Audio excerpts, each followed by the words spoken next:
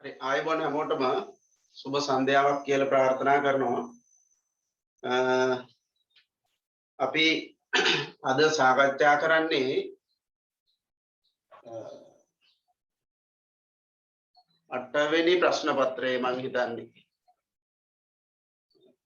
හතරයි නේ. ඔව් 8 වෙනි ප්‍රශ්න පත්‍රය අපි අද සාකච්ඡා කරන්නේ.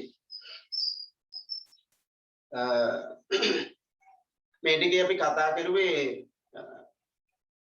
දේශපාලන න්‍යායන්ට අදාළ පාඩම් සම්බන්ධයෙන් හදපු ප්‍රශ්න පත්‍ර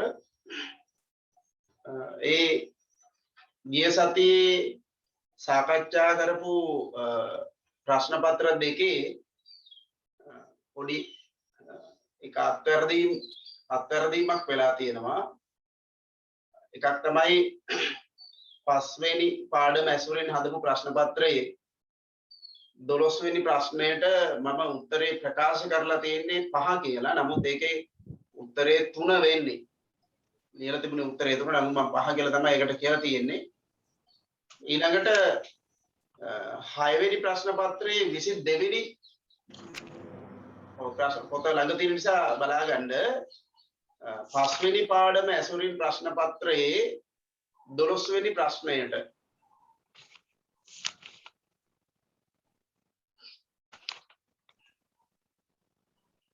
මයික් එක මියුට් කරගන්න. කාගේ හරි මයික් එක ඔන් වෙලා තියෙන්නේ. 5 වෙනි පාඩම ඇසුරින් ප්‍රශ්න පත්‍රයේ 12 වෙනි ප්‍රශ්න නැත්නම් ලියාගෙන පස්සේ බලන්න පෙරලන්න ගියොත් ටිකක් වෙලා යයිනි. 12 වෙනි ප්‍රශ්නෙට උත්තරේ 5 කියලා ප්‍රකාශ කරනවායි කියලා වීඩියෝ එක බලපු එක්කෙනෙක් මට කිව්වා. නමුත් ඒකට උත්තරේ එන්නේ 3. 5 වෙනි පාඩම ඇසුරින් ප්‍රශ්න පත්‍රයේ 12 වෙනි ප්‍රශ්නයට උත්තරේ එන්නේ 3. එතකොට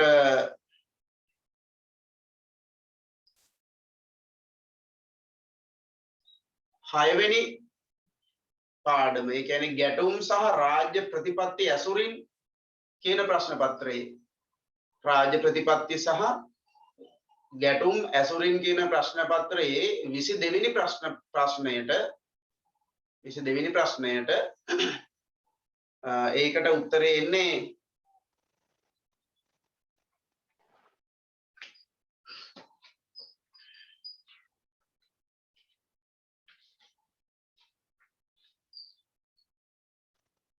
ගැටුම 22කට උත්තරේ එන්නේ 2. ඒකේ 3 කියලායි ලකුණු කරලා තියෙන්නේ.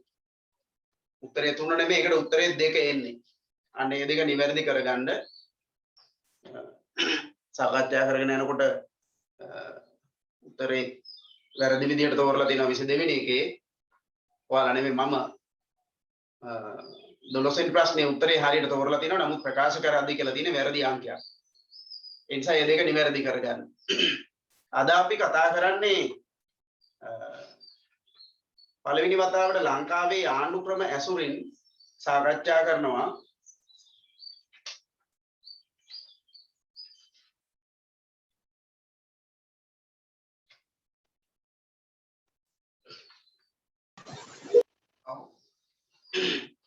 යටත් විජිත පාලනය සහ සෝල්බරි කියලායි සඳහන් වෙලා තියෙන්නේ.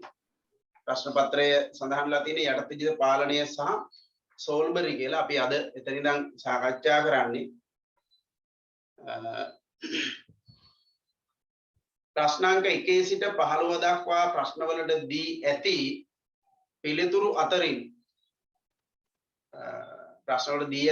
අතරින්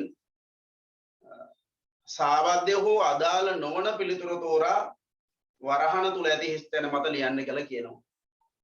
ඒ කියන්නේ උත්තර 5ක් දීලා තිනවා. ඒ උත්තර 5න් එක උත්තරයක් ප්‍රශ්නෙන් අහන කාරණයට එක්කෝ අදාළ වෙන්නේ නැහැ, එක්කෝ සම්පූර්ණයෙන්ම වැරදි, එහෙම නැත්නම් අඩුවෙන්ම අදාළ වෙනමයි කියලායි කියන්නේ. හරි. එතකොට පළවෙනි ප්‍රශ්නයෙන් අහනවා බ්‍රිතාන්‍ය පාලන සමය සාම්ප්‍රදායික කෘෂි ආර්ථිකයේ දිරිගන්වන ලදී. දෙවෙනි ප්‍රකාශයේ කියනවා වෙළඳාම සම්බන්ධයෙන් රාජ්‍ය අංශය සතුව පැවති ආධිපත්‍ය බිඳ දැමීය. තුන්වෙනි ප්‍රකාශය නූතන නීති පද්ධතිය ආරම්භ කරන ලදී.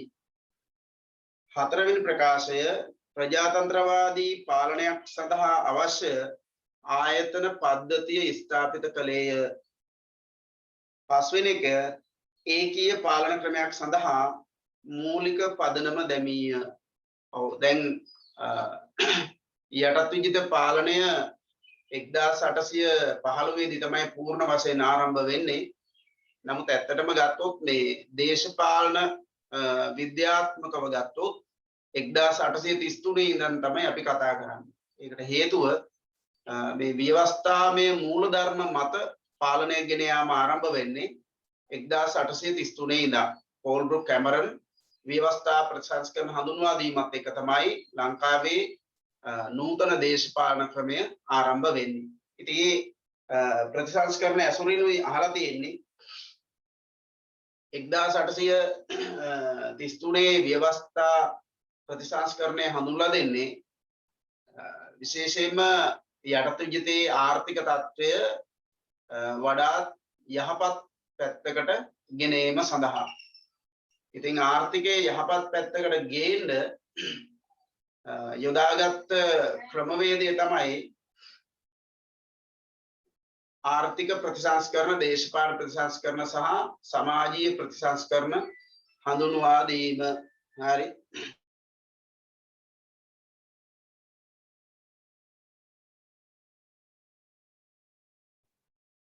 එතකොට 1833 දී ව්‍යවස්ථා ප්‍රතිසංස්කරණ වශයෙන් පෝල්බ්‍රුක් වෙනම යෝජනාවලියක් ගේනවා. කැමරන් වෙනම යෝජනාවලියක් ගේනවා. කැමරන් අධිකරණ පද්ධතියට අදාළව කෝල්බ්‍රුක් ආර්ථික සහ පරිපාලන කටයුතු වලට අදාළව මේ යෝජනා හඳුන්වා දීම කරනවා. ඒ යෝජනාවල අන්තර්ගත වෙච්ච විශේෂ කාරණා සමූහයක් තිබුණා. පොදුවේ ගත්තොත් රටේ ආර්ථික තත්ත්වය අර වැඩවසම් ආර්ථික ක්‍රමය නූතන ආර්ථික ක්‍රමයක් බවට පරිවර්තනය කිරීම තමයි ප්‍රධානම අරමුණ බවට පත් වෙලා තිබුණේ. ඉතින් මේ කරුණු මුල් කරගෙන විශේෂයෙන්ම වතු වගාව ව්‍යාප්ත කරන්න, ඒ වගේම වෙළඳ කටයුතු වඩාත් නිදහස් ආකාරයකින් පවත්වාගෙන යන්න අවශ්‍ය යෝජනා ඉදිරිපත් කරනවා. විලියම් කෝල්බ්රුක් විසින් ඊළඟට අධිකරණ පද්ධතියට අදාළව වැදගත් යෝජනා සමූහයක් කැමරන් විසින් ඉදිරිපත් කරනවා. එතකොට මේ ප්‍රශ්නේ වැරදි ප්‍රකාශය නැත්නම් වැරදි පිළිතුර වෙන්නේ සාම්ප්‍රදායික කෘෂි ආර්ථිකය දිරිගන්වන ලදී කියන එක.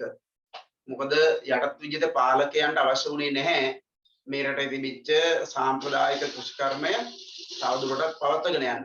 ඒගොල්ලන්ට ඕන උනේ අලුතෙන් හඳුන්ලා දුන්නු වාණිජ භෝග වගාව ජනප්‍රිය කරලා මේ රටෙන් හැකිතා ලාභයක් උපයා ගැනීම කියන කාර්යය තමයි ඒගොල්ලන්ට වැදගත් උනේ. ඒ නිසා ඒගොල්ලන්ට මේ සාම්ප්‍රදායික කෘෂිකර්මය කෙරෙහි විශේෂ අවධානයක් යොමු කිරීමේ අවශ්‍යතාවයක් පැන නැගුණේ නැහැ. ඒ නිසා අපි පළවෙනි ප්‍රශ්නයට පිළිතුරු වශයෙන් තෝරන්නේ 1. වැරදි ප්‍රකාශය වෙන්නේ 1. ප්‍රශ්න අංක 2 1833 පිහිට වූ ව්‍යවස්ථාදායක සභාව සමාජිකයන් 15 දෙනෙකුගෙන් සමන්විත විය. නිලලත් සමාජිකයන් 9කින් සහ නිල නොලත් සමාජිකයන් 6කින් සමන්විත විය. වාර්ගික නියෝජනය පදනම් කරගෙන නියෝජිතයන් පත් කරන ලදී. ආණ්ඩුකරුට නීති සම්පාදනය සම්බන්ධයෙන් උපදෙස් දීම සඳහා ස්ථාපිත කළේය. නීති සම්පාදනය පිළිබඳ පූර්ණ බලතල සහිත ආයතනයක් විය. ඔව් 1833 දී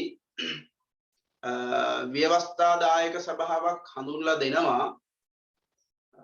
ඒ ව්‍යවස්ථාදායක සභාව ස්ථාපිත කිරීමේ අරමුණ බවට පත් වෙන්නේ නීති සම්පාදන කටයුතු සම්බන්ධයෙන් ආණ්ඩුකාරවරයාට උපදෙස් ලබා දීම කියන කාරණේ. එතකොට මේ ආයතනය ඊටාම සීමා සහිත බලතල ප්‍රමාණයකට හිමිකම් කියන ආයතනයක්. සමාජිකයන් 15 දෙනෙකුගෙන් සමන්විත ආයතනයක් විදිහටයි නිර්මාණය වුණේ. නිලලත් සමාජිකයන් 9කුත් නිල නොලත් සමාජිකයන් 6 දෙනෙකුත් වන ආකාරයට තමයි මේ ආයතනය ස්ථාපිත කෙරුවේ. එතකොට මේ නිල නොලත් සමාජිකයන් 6 දෙනා පත් කරනකොට යුරෝපීය නියෝජිතයන් 3 දෙනෙක්ව සහ ලාංකික නියෝජිතයන් 3 දෙනෙක්ව ව්‍යවස්ථායක සභාවට පත් කෙරුවා. ලාංකික නියෝජිතයන් 3 දෙනා පත් කරද්දී වාර්ගික පදනම මතයි නියෝජිතයන් පත් කිරීම සිද්ධ වුණේ. සිංහල, දෙමළ, බර්ගර් කියන ජන කණ්ඩායම් තුනට අයත් නියෝජිතයන් 3 දෙනෙක්ව තමයි මුලින්ම පත් කෙරුවේ. ওই විදිහට තමයි මේ ව්‍යවස්ථායකය සම්බන්ධයෙන් අපිට පැහැදිලි කරන්න පුළුවන් වෙන්නේ. එතකොට මේකේ නීති සම්පාදනය පිළිබඳ පූර්ණ බලතල සහිත ආයතනයක් විය කියලා කියනවා. ඒ ප්‍රකාශය වැරදි. නීති සම්පාදනය සම්බන්ධයෙන් උපදෙස් දෙන ආයතනයක් වුණා මිසක් නීති සම්පාදනය කරන ආයතනයක් වුණේ නැහැ. ඒ කාරණේ පැහැදිලි කරගන්න 1833 දී නීති සම්පාදනය කරන්න මේ ආයතනයට බලය දුන්නේ නැහැ. මේ ආයතනයට කරන්න තිබිච්ච දේ තමයි ආණ්ඩුකාරවරයා තමයි නීති පනවන්නේ. ආණ්ඩුකාරවරයා විසින් නීති පනවනකොට එයාට අවශ්‍ය කරන උපදෙස් ලබා දීම පමණක් කරනවා ව්‍යවස්ථායක සභාව විසින්. එතනින් එහා ගිය කාර්යයක් පැවරුනේ නැහැ. ඔව් එතකොට පිළිතුර වෙන්නේ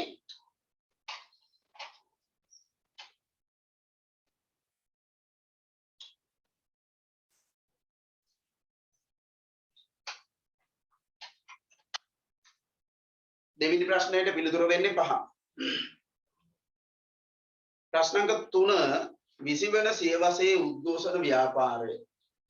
ඔව් විසිවන සියවස කියලා කියන්නේ 1900 ඉඳන් 1999 දක්වා කාලයේදී 1800 ගණන් වලදී ව්‍යවස්ථා ප්‍රසංස්කරණ දිනා ගන්න ලාංකිකයන්ගේ එච්චර උනන්දුවක් තිබුණේ නැහැ. හැබැයි 1900 කියන සියවස ආරම්භ වීමත් එක්කම ලාංකිකයන් කල්පනා කරනවා ව්‍යවස්ථා ප්‍රතිසංස්කරණ ලබාගෙන තමන්ගේ නියෝජනය වැඩි කරගන්න. එහෙම වෙන්න බලපාපු කාරණා තියෙනවා. 1800 ගණන් වලදී කියන්නේ 19 වෙනි සියවසේදී අපි උත්සාහ දැරුවේ බ්‍රිතාන්‍යයන්ව ලංකාවෙන් එළවලා දාන්න. 1818 කැරැල්ල 1848 කැරැල්ල වගේ ඊට පස්සේ 1870 ගණන් වල ඇති වෙච්ච ආගමික පුනර්ජීවන ව්‍යාපාරය මේ කාරණා සලකලා බැලුවොත් අපි උත්සාහ දැරුවේ බ්‍රිතාන්‍යයන්ව මේ රටේ තියාගන්න නෙමෙයි මේ රටින් එළවලා දාන්න. හැබැයි අර පසු කාලීනව නිර්මාණය වෙනවා බ්‍රිතාන්‍ය ගැති ස්වදේශික පන්තියක්. ඒ කියන්නේ 1833 ප්‍රතිසංස්කරණ හඳුන්වා දීමත් සමග ලංකාව තුල නිර්මාණය වෙනවා ස්වදේශීය වෙළඳ පන්තියක්. ඔය සුද්දන්ට නැත්නම් බ්‍රිතාන්‍ය ව්‍යාපාරිකයන්ට අවශ්‍ය විවිධ සේවා සපයමින් එහෙම නැත්නම් බොහෝ වෙලාවට අර භාණ්ඩ ප්‍රවාහන කටයුතු වල නිරත වෙමින් පතල් කර්මාන්තය අරක්කු නැත්නම් අපි කියනවා රේන්ද කර්මාන්තය සිල්ලර වෙළඳාම මෙන්න මේ වගේ විවිධ අංශවල නිරත වෙමින් ධනය උපයාගත් ස්වදේශික ධනපති පන්තියක් නිර්මාණය වෙනවා මේ කෝල්බ්‍රුක් කැමරන් ප්‍රතිසංස්කරණ නිසා. ඒ පන්තිය ඇවිල්ලා ලංකාවේ පහත් කුලයන්ට අයත්ව හිටපු අය අතිබහුතරය. ඒගොල්ලන්ට ඕනුණා සමාජය තුල පහත් කුල කියලා කියන්නේ වැඩවසම් ක්‍රමයට අනුව සමාජය තුල නොසලකා හරින කණ්ඩායමක් නේ. ඒගොල්ලන්ට සමාජයේ එච්චර පිළිගැනීමක් තිබුණේ නැහැ. කීර්ති නාමයක් හිඟුනේ නැහැ. ඒගොල්ලෝ බොහෝ වෙලාවට කොන් කරලා හිටියේ. ඉතින් මේගොල්ලෝ තමයි අර අලුත් වෙළඳ ව්‍යාපාර හරහා ආර්ථික අවස්ථාවන් ප්‍රයෝජනට අරගෙන නව වෙළඳ පන්තියක් ධනපති පන්තියක් බවට පත් වෙන්නේ. ඉතින් ඒගොල්ලන්ට ඕන වුණා මේ අලුතෙන් ගොඩනැගෙන ක්‍රමය තුල තමන්ගේ කීර්ති නාමය ගෞරවය ආරක්ෂා කරගන්න වර්ධනය කරගන්න එවැනි තැනකට යන්න අවශ්‍ය වුණා. ඒ නිසා ඒගොල්ලෝ බොහෝ වෙලාවට කරුවේ බ්‍රිතාන්‍යයන් සමග හිතවාදීව බ්‍රිතාන්‍යයන් සමග එක්ව සාකච්ඡා මාර්ගයෙන් තමන්ගේ අරමුණු අභිලාෂයන් දිනා ගැනීම ළඟා කර ගැනීම තමයි මේගොල්ලෝ අපේක්ෂා කෙරුවේ. ඉතින් ඒකේ ප්‍රතිඵලයක් විදිහට බොහෝ වෙලාවට ඒගොල්ලෝ බ්‍රිතාන්‍ය ගැති ස්වරූපයකින් තමයි කටයුතු කෙරුවේ. කතෝලික ධර්මය වැළඳගත්තා, බෞද්ධ ධර්මය අතහැරියා, ඊළඟට ඒගොල්ලෝ අර බටහිර ක්‍රමයට අඳින්න පළඳින්න පුරුදු වුණා, කෑම බීම ගත්තේ බටහිර ක්‍රමයට, හැන්ද ගෑරුපු පාවිච්චි කරන්න පටන් ගත්තා. ඒගොල්ලන්ගේ දරුවන්ව බටහිර රටවල් වල විශ්වවිද්‍යාලවලට යවලා ඉගෙනුවා. හරි. ওই විදිහට අර ධනපති කණ්ඩායම උත්සාහ දරනවා ක්‍රමිකව සමාජ ගෞරවය Taman සතු කරගන්න. මුල් කාලීනව ඒගොල්ලෝ ධනපතියන් බවට පත් වෙනවා. පස්සේ ඒගොල්ලන්ගේ දරුවන්ව උසස් අධ්‍යාපනය සඳහා පිටරට යවලා උගතුන් බවට පත් කරනවා. ඒ නිසා ඒගොල්ලෝ එක පැත්තකින් ධනවතුණු පසු කාලීනව ඒගොල්ලෝ උගතුණුත් බවට පත් වෙනවා. 20 වෙනි සියවස වෙනකොට මේ කණ්ඩායම ලංකාවේ උගත් ධනපති පන්තියක් බවට පත් වෙනවා. ඉතින් ඒගොල්ලන්ට අවශ්‍ය වුණා ක්‍රමිකව මේ ව්‍යවස්ථාදායක සභාවේ බලය Taman සතු කරගන්න. ඒ නිසා ඒගොල්ලෝ බ්‍රිතාන්‍යයන්ට යම් ආකාරයක බලපෑමක් කෙරුවා. මහා බරපතල මේ වැඩ වර්ජන වගේ තැනකට ගියේ නැහැ. නමුත් යම් ආකාරයක උද්ඝෝෂණ ස්වරූපයකින් ඒගොල්ලෝ ක්‍රියාත්මක වුණා. ඒ හරහා ඒගොල්ලෝ උත්සාහ දරුවා ක්‍රමිකව ව්‍යවස්ථාදායක සභාවේ නියෝජනය වැඩි කරගන්න. ඔව් එතකොට 20 වන සියවසේ උද්ඝෝෂණ ව්‍යාපාරය, ව්‍යවස්ථා ප්‍රතිසංස්කරණ, කම්කරු අයිතීන්, නිදහස දිනා ගැනීම යන විවිධ අරමුණු මත පදනම් විය. ව්‍යවස්ථා ප්‍රතිසංස්කරණ උදෙසා ක්‍රියාත්මක වෙන්නේ ජාතික සංගමය, ලංකා ජාතික සංගමය කියලා එකක් බිහි කරගෙන තිබුණා. ඊළඟට කම්කරු අයිතීන් උදෙසා ක්‍රියාත්මක වෙන්නේ ඒ.ඊ. ගුණසිංහගේ කම්කරු සංවිධානය. ඊළඟට නිදහස උදෙසා ක්‍රියාත්මක වෙනවා 1930 දී බිහි වෙච්ච වාමාංශික ව්‍යාපාරයේ නායකයෝ. එතකොට නිදහස දිනා ගැනීම, කම්කරු අයිතීන් දිනා ගැනීම, ව්‍යවස්ථා ප්‍රතිසංස්කරණ දිනා ගැනීම, මෙන්න මේ වගේ විවිධ අරමුණු සහිතව තමයි මේ උද්ඝෝෂණ ව්‍යාපාරයන් නිර්මාණය වෙන්නේ. ඒකේ විශේෂත්වය තමයි ඒව නියෝජනය කරන හැමෝම උගත් ධනපති පන්තියේ අය. ගුණසිංහ ඒ.ඊ. ගුණසිංහ කම්කරු ව්‍යාපාරයට නායකත්වය දුන්නේය. වාමාංශික ව්‍යාපාරයේ ආණ්ඩු ක්‍රම ප්‍රතිසංස්කරණ උදෙසා අරගල කළේය. ජාතික සංගමයේ ව්‍යවස්ථා ප්‍රතිසංස්කරණ උදෙසා උනන්දු විය. ඔව් මෙතෙන්දී වාමාංශික ව්‍යාපාරයේ සම්බන්ධයෙන් ඉදිරිපත් කරන අදහස වැරදි. වාමාංශික ව්‍යාපාරයේ කිසිම අවස්ථාවක ආණ්ඩු ක්‍රම ප්‍රතිසංස්කරණ ඉල්ලා සිටියේ නැහැ. ඒගොල්ලන්ගේ ප්‍රධානම අරමුණ උනේ නිදහස දිනා ගැනීම. ඒගොල්ලෝ අධිරාජ්‍යවාදයට සම්පූර්ණයෙන්ම විරුද්ධයි. ඒ නිසා තුන්වෙනි ප්‍රශ්නේ වැරදි ප්‍රකාශය නැත්නම් අපේ පිළිතුර බවට පත් වෙන්නේ අංක 4. වැරදි ප්‍රකාශය 4. උත්තරේ 4.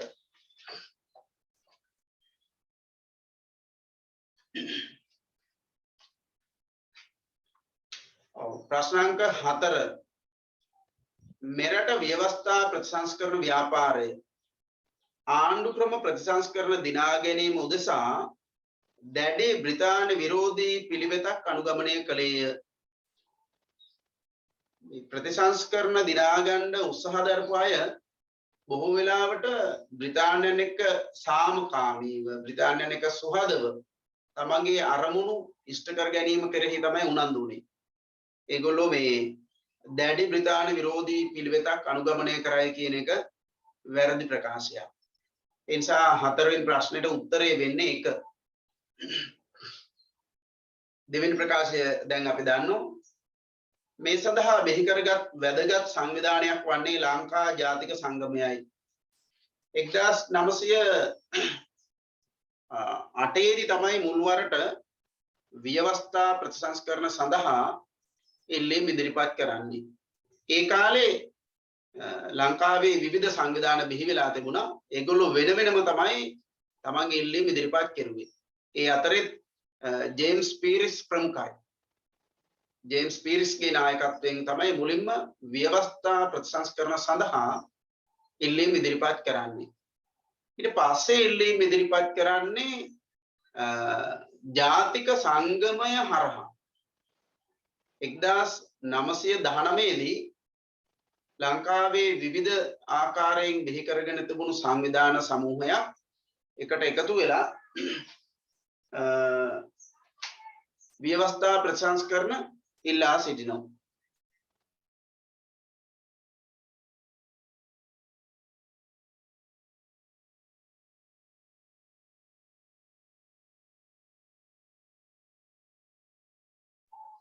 හරි ව්‍යවස්ථා ප්‍රතිසංස්කරණ ඉල්ලා සිටිනවා. ඔය බිහි කරගෙන තිබුණා උඩරට සංගමය, පහතරට සංගමය ගණනාවක්. හලාවත සංගමය, මීගමු සංගමය, ගාලු සංගමය, යාපනයේ සංගමය. ඔන්න ඔය වගේ සංවිධාන සෑහෙන ප්‍රමාණයක් තිබුණා. ඒ ඔක්කොම එකට එකතු වෙලා 1919 දී බිහි කර ගන්නවා ලංකා ජාතික සංගමය නමින් සංවිධානය. ඒ හරහා තමයි 1921 දී ව්‍යවස්ථා ප්‍රතිසංස්කරණ ලබා ගැනීම සඳහා තමන්ගේ ඉල්ලීම් ඉදිරිපත් කරන්නේ. ජාතික සංගමේ පළවෙනි සභාපතිවරයා තමයි පොන්නම්බලම් අරුණාචලම්. එයාගේ නායකත්වයෙන් 1920 දී ව්‍යවස්ථා ප්‍රතිසංස්කරණ සඳහා ඉල්ලීම් සමූහයක් ඉදිරිපත් කරලා තිබුණා. ඉතින් ඒ ඉල්ලීම් එක්ක 1921 අගභාගයේදී ප්‍රතිසංස්කරණ සමූහයක් ලැබෙනවා. ඒවා ක්‍රියාත්මක වෙන්නේ 1921 ඉඳන්. එතකොට අපෙන් අහනවා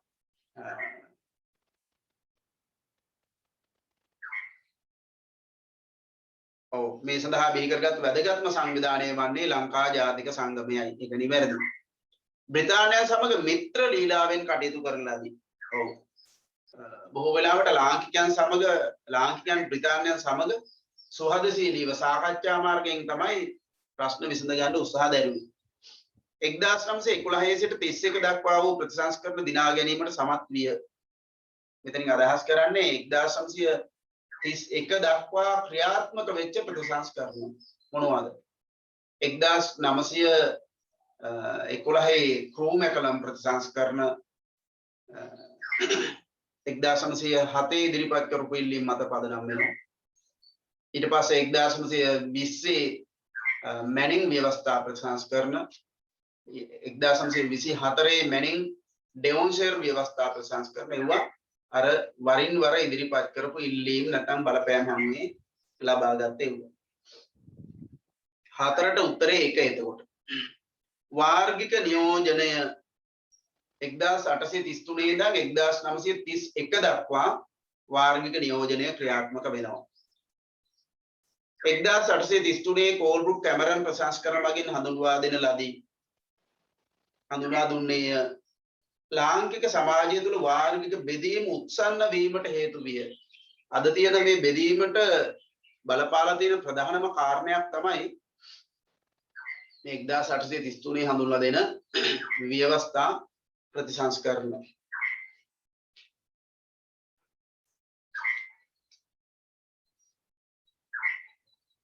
සුළු ජාතීන් වඩාත් ප්‍රියමනාප වූ ක්‍රමයකි. ඒකට හේතුව තමයි වාර්ගික නියෝජනයෙන් වැඩි වාසි සැලසුනේ සුළු ජාතිකයන්ට. ඒක සිංහල අයට අවාසිදායක ක්‍රමයක්. ඉතින් ඒ නිසා සුළු ජාතිකයන් වඩාත් ප්‍රියමනාප වෙච්ච ක්‍රමයක්. නියෝජනය සඳහා වඩාත් හොඳ ක්‍රමයක් ලෙස පිළිගෙන තිබුණි.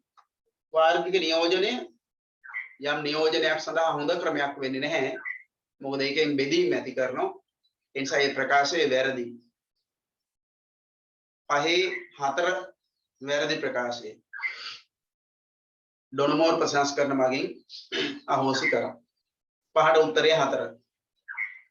1911-1924 කාලය තුල ක්‍රියාත්මක වූ ව්‍යවස්ථා ප්‍රතිසංස්කරණ මගින් එතකොට එතෙන්ට අයිති වෙන්නේ ක්‍රෝමැකලම් මැනින් ඩෙවොන්ෂයර් කියන ව්‍යවස්ථා ප්‍රතිසංස්කරණ. විධායක කාර්ය සභා ක්‍රමයේ පදනම් කරගත් ප්‍රතිසංස්කරණ හඳුන්වා දුන්නේය. විධායක කාර්ය සභා හඳුන්වා දෙන්නේ 1931. එතකොට මේ කියන කාලයට ඒක අයිති වෙන්නේ නැහැ. ඒ නිසා මේ ප්‍රකාශය වැරදි ප්‍රකාශයක්. එහෙනම් උත්තරේ වෙන්නේ 1. 6ට උත්තරේ 1. ව්‍යවස්ථාදායක සභාවේ නියෝජිත සංඛ්‍යාව ඉහළ දැමීය 1911 දී 21යි 1833 දී 15යි එතකොට ඒක වැඩි වුණා 1911 දී 21 දක්වා 24 දී 37 දක්වා ඉහළ යනවා 21 දී 37 දක්වා ඉහළ යනවා 24 දී 49 දක්වා ඉහළ යනවා 1911 දී 21යි 1921 නම් ක්‍රියාත්මක වෙච්ච මැනින් ව්‍යවස්ථා ප්‍රසංස්කරණය යටතේ 37යි 1924 ඉඳන් ක්‍රියාත්මක වෙච්ච මැනින් ඩෙවොන්ෂයර් ප්‍රසංස්කරණය යටතේ 49යි නිල නොලත් සමාජිකයන්ගේ බලතල ක්‍රමිකව වැඩි කළේය. ඔව්. ටික ටික ඉතින් වැඩි කරා නේද? 1833 දී හිමි වෙච්ච බලතල වලට වඩා යම් බලතල ප්‍රමාණයක් 1911 දී චුට්ටක් විතර වැඩි වුණා. 20 දී තව චුට්ටක් කොහොම ටික ටික වැඩි කරලා 1931 දී සැලකිය යුතු බලතල ප්‍රමාණයක් ලබා දෙනවා. නේද? ක්‍රමිකව වැඩි කිරීමක් දකින්න ලැබෙනවා. සීමිත ඡන්ද බලය හඳුන්වා දුන්නේය. 1911 ප්‍රතිසංස්කරණ වලින් තමයි සීමිත ඡන්ද බලය හඳුන්වා දෙන්නේ.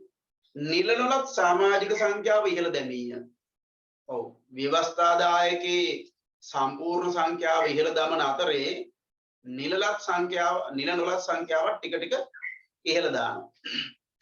බලන්න 1833 දී නිල නොලත් 6යි. 1911 දී 6 10 වුණා. 20 දී 20 හඳුන්වා දීලා 21 ඉඳන් ක්‍රියාත්මක වෙන්නේ. ඉඳන් සමහරු 20 කියනවා 21 කියනවා. එතකොට 1911 දී 10යි 21 දී නැත්නම් 20 දී ඒක ඉහළ යනවා 23 දක්වා. 1924 දී 23 37 දක්වා ඉහළ යනවා.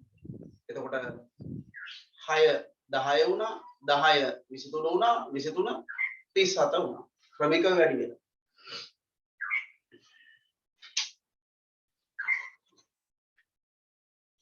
ඒක ප්‍රශ්නාංක 6ට උත්තරේ වෙන්නේ එක වැරදි ප්‍රකාශය එක 1924 මැනින් ඩෙවොන්ෂර් ව්‍යවස්ථා ප්‍රසංස්කරණ මගින් මොකද වෙලා තියෙන්නේ නිල නොලත් മന്ത്രിවරු බහුතරයක් තෝරා ගැනීම සඳහා සීමිත ඡන්ද බලය යොදා ගන්නා ලදී.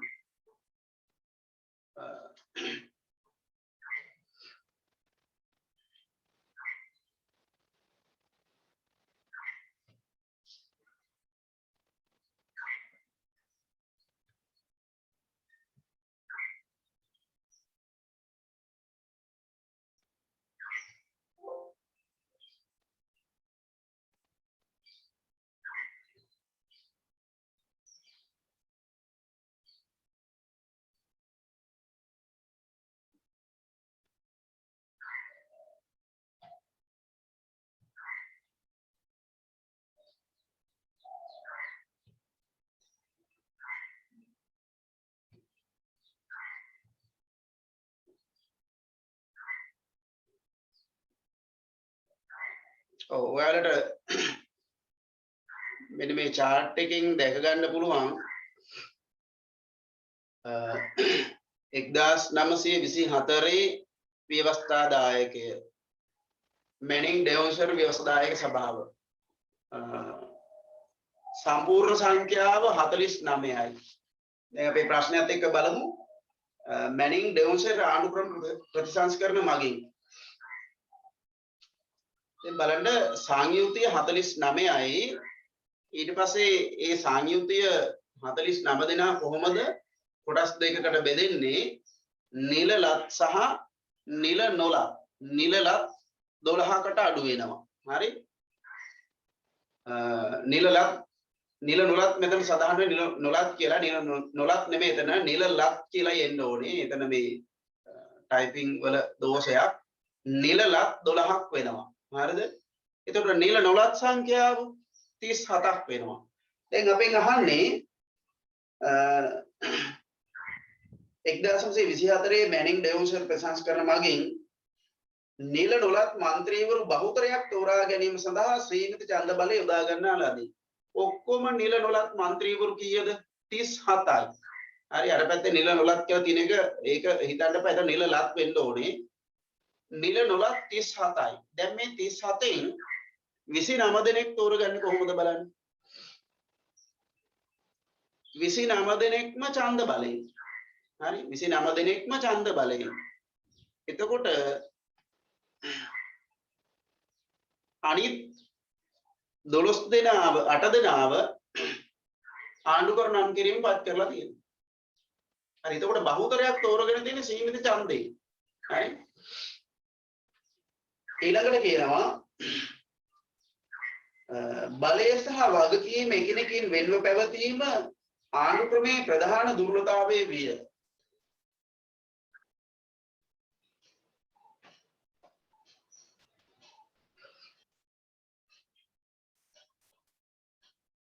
හරි දැන් මෙච්චර කාලයක් ව්‍යවස්ථාදායක සභාවේ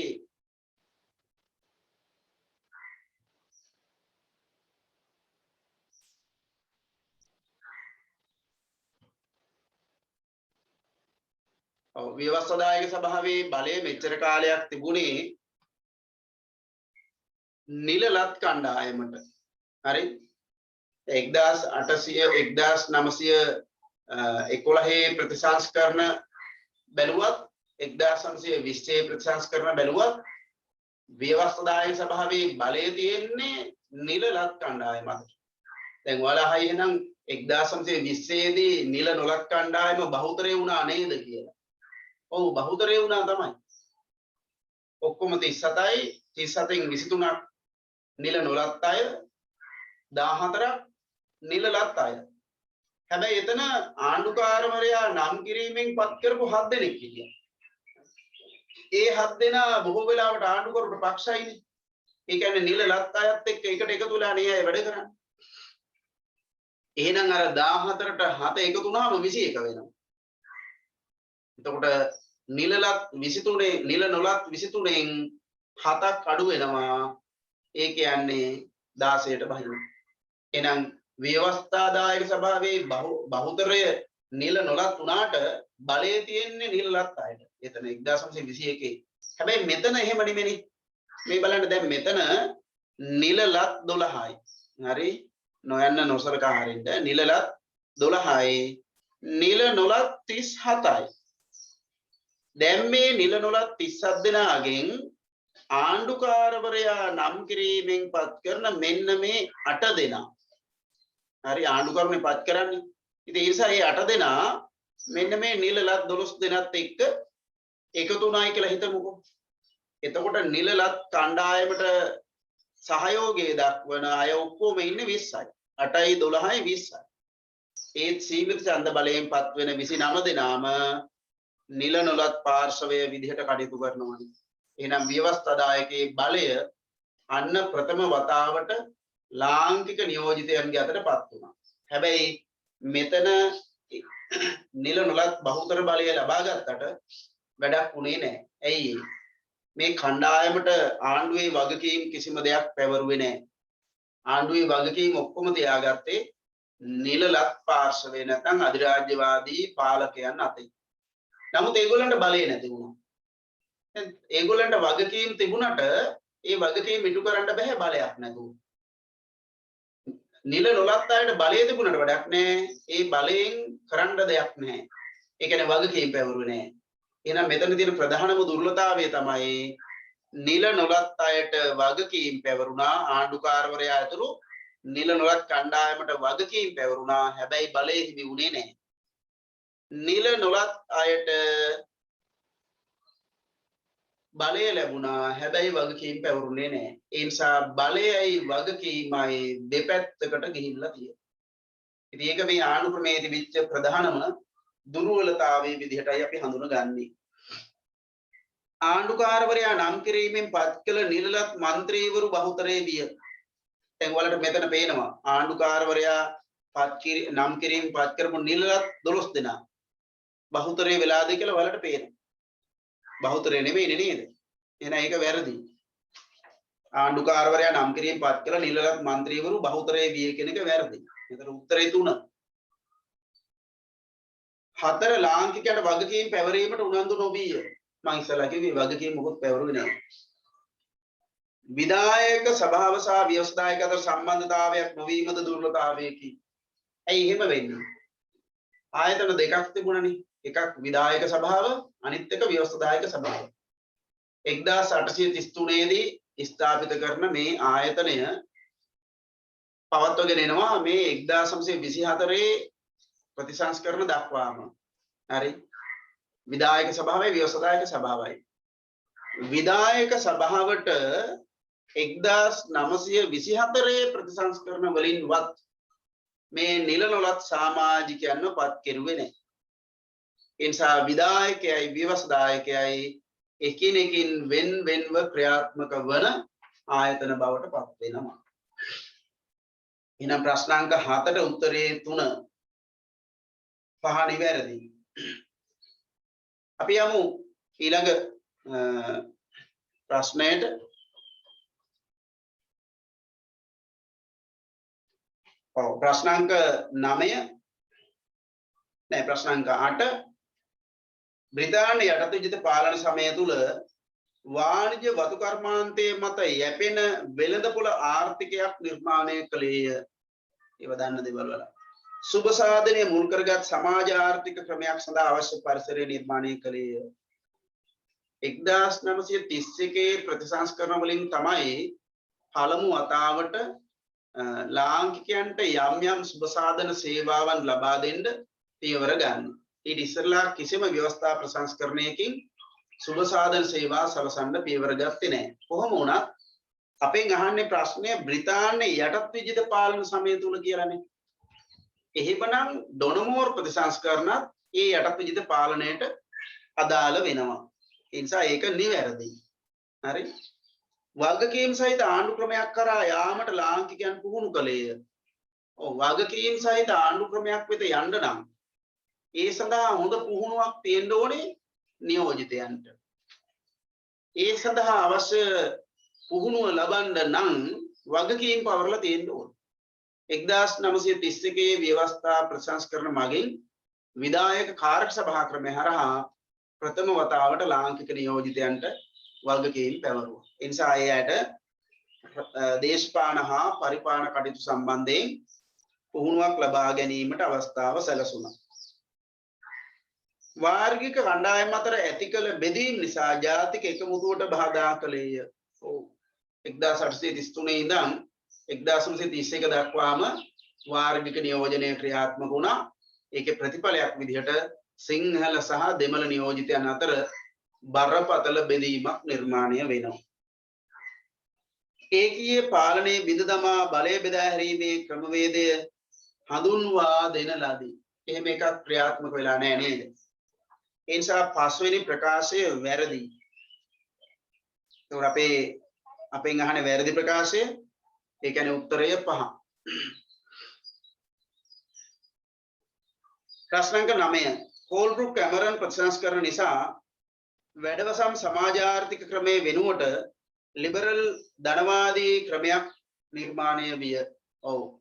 ලිබරල් ධනවාදී ක්‍රමයක් කියලා කියන්නේ ධනයේ එපීමේ උපරිම නිදහස තහවුරු කරන ලද ක්‍රමයක්. 1833 දී රාජකාරී ක්‍රමය අහෝසි කරලා ඊළඟට රජයේ වෙළඳ ඒකාධිකාරිය අහෝසි කරලා නිර්මාණය කෙරුවේ නිදහස් වෙළඳපොළ ක්‍රමයකට ගමන් කිරීමට සුදුසු පරිසරයක් සැකසීම. ඒක තමයි කරලා තියෙන්නේ. දේශීයත්වයේ අගයන්නවුන් වෙනුවට බටහිර ගැති නව සමාජ පන්තියක් නිර්මාණය විය. මම අර ඉස්සෙල්ලා කිව්වේ නේද? කළු සුද්දෝ වගේ පිරිසක් නිර්මාණය වුණායි කියලා කියන්නේ. ටාසි විට්ටච්චි කියන එක්කෙනා සංග්‍රහවකට ලිපියක් ලියමින් ප්‍රකාශ කරනවා 1930 ගණන් වලදී ලංකාව තුල කළු සුද්දන් පිරිසක් බිහි වුණායි කියලා. අදටත් එහෙමනේ වෙලා තියෙන්නේ. බටහිරට ආවඩන බටහිරට ගැති සමාජ පන්තියක් රට තුල අදටත් ඉන්නවා. ඉතින් අර 1833 ප්‍රතිසංස්කරණ වල ප්‍රතිඵලයක්. වැවිලි කර්මාන්තේ රටේ ප්‍රධාන ඉපයුම් මාර්ගයේ බවට පත්විය නිවැරදි. වාර්ගික අනන්‍යතාවයන් රැක ගැනීමට උනන්දු වන බෙදුණු සමාජයක් නිර්මාණය කළේය. ඔව්. තම තමන්ගේ වාර්ගික අනන්‍යතාවයන් ආරක්ෂා කරගෙන වෙන වෙනම ක්‍රියාත්මක වන කණ්ඩායම් දෙකක් රට තුල නිර්මාණය කරා. එක පැත්තකින් දෙමළ ජනතාව අනිත් පැත්තෙන් සිංහල ජනතාව මේ විදිහට දැඩි බෙදීමක් රට තුල නිර්මාණය කරුවා. අනිත් පැත්තෙන් ධනපති සහ නිර්ධන කියන පන්ති දෙකකුත් නිර්මාණය වුණා. ස්වයං පෝෂිත ආර්ථික ක්‍රමයේ තවදුරටත් දිරිමත් කළේය. ස්වයං පෝෂිත ආර්ථික ක්‍රමය කියලා කියන්නේ අපේ අවශ්‍යතාවයන් අපි විසින්ම සපුරා ගන්නවා. එතකොට වැඩවසම් ක්‍රමය තුල ක්‍රියාත්මක වුණේ ඒ ක්‍රමය. අපි එදිනදා පරිභෝජනය සඳහා අවශ්‍ය දේවල් අපි ජීවත් වෙන ගම තුලම නිර්මාණය කරගන්නවා, සකස් කරගන්නවා.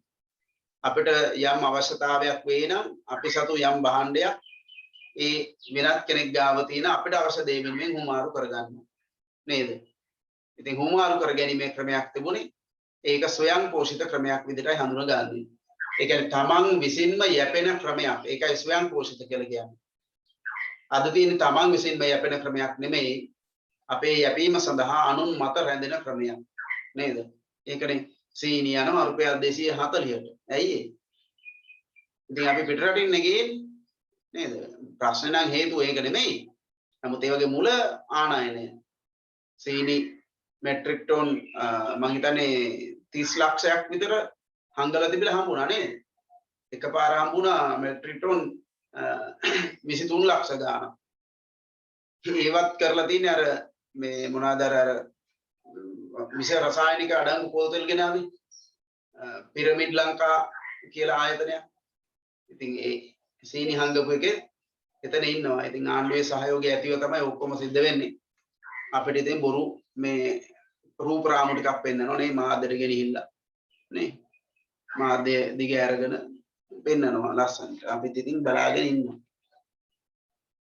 හරි. එතකොට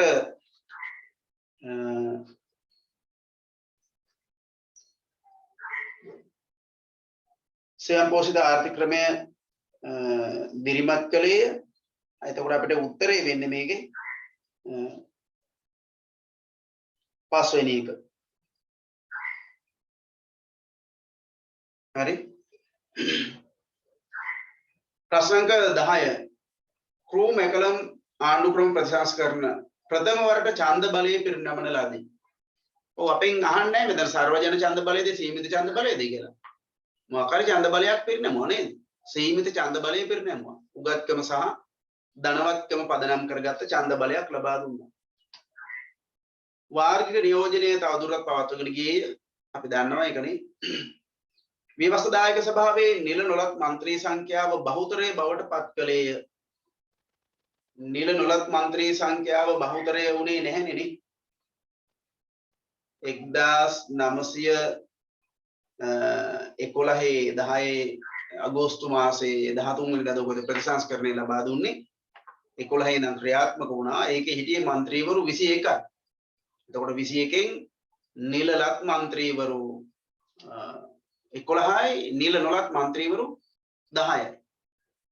එහෙනම් ව්‍යවස්ථායක සභාවේ නිල නොලත් മന്ത്രി සංඛ්‍යාව බහුතරයේ බවට පත් කළේ කිව්වම වැරදි. ලාංකිකයන්ට වැඩි බලතල ප්‍රමාණයක් ලබා දීම කෙරෙහි අවධානය යොමු කර ඇත.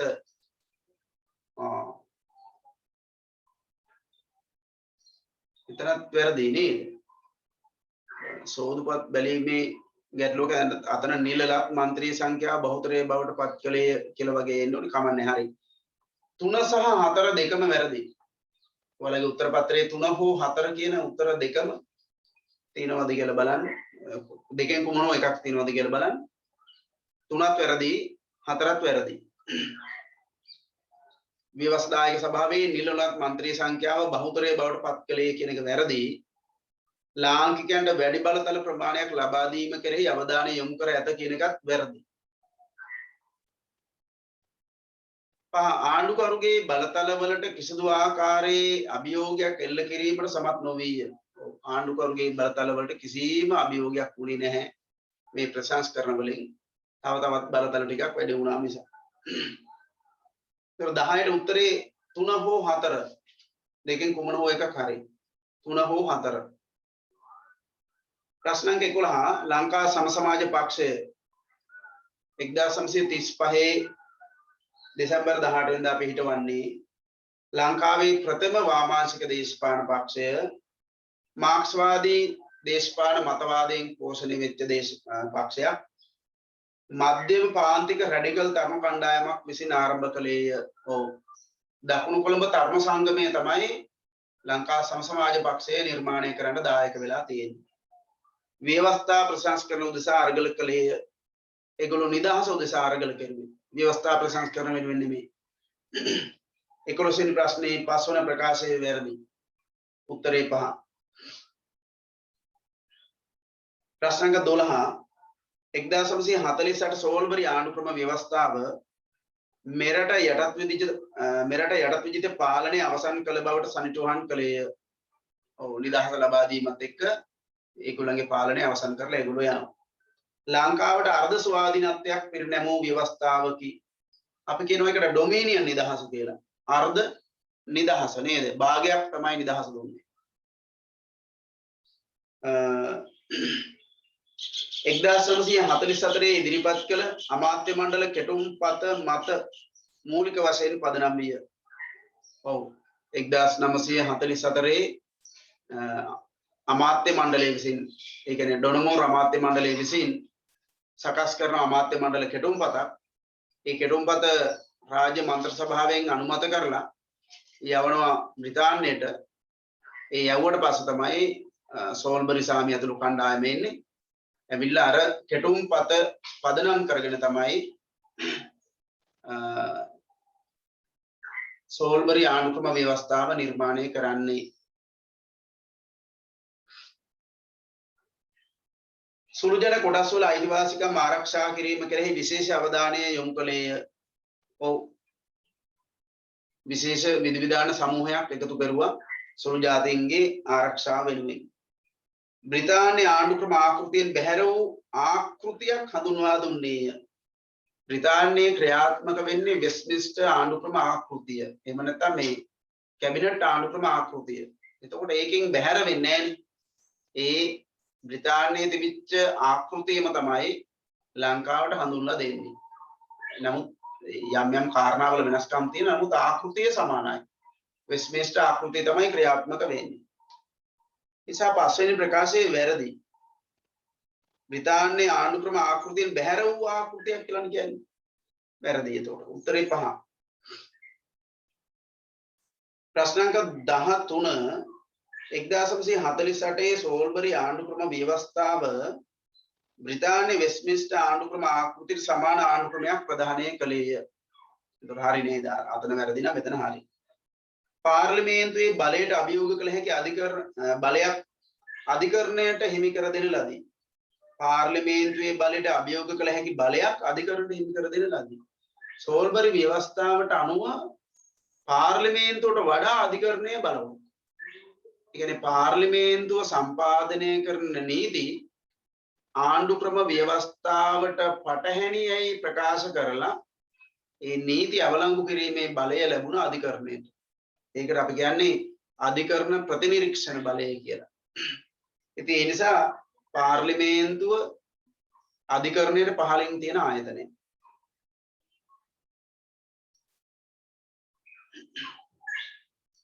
තුන්වෙනි එක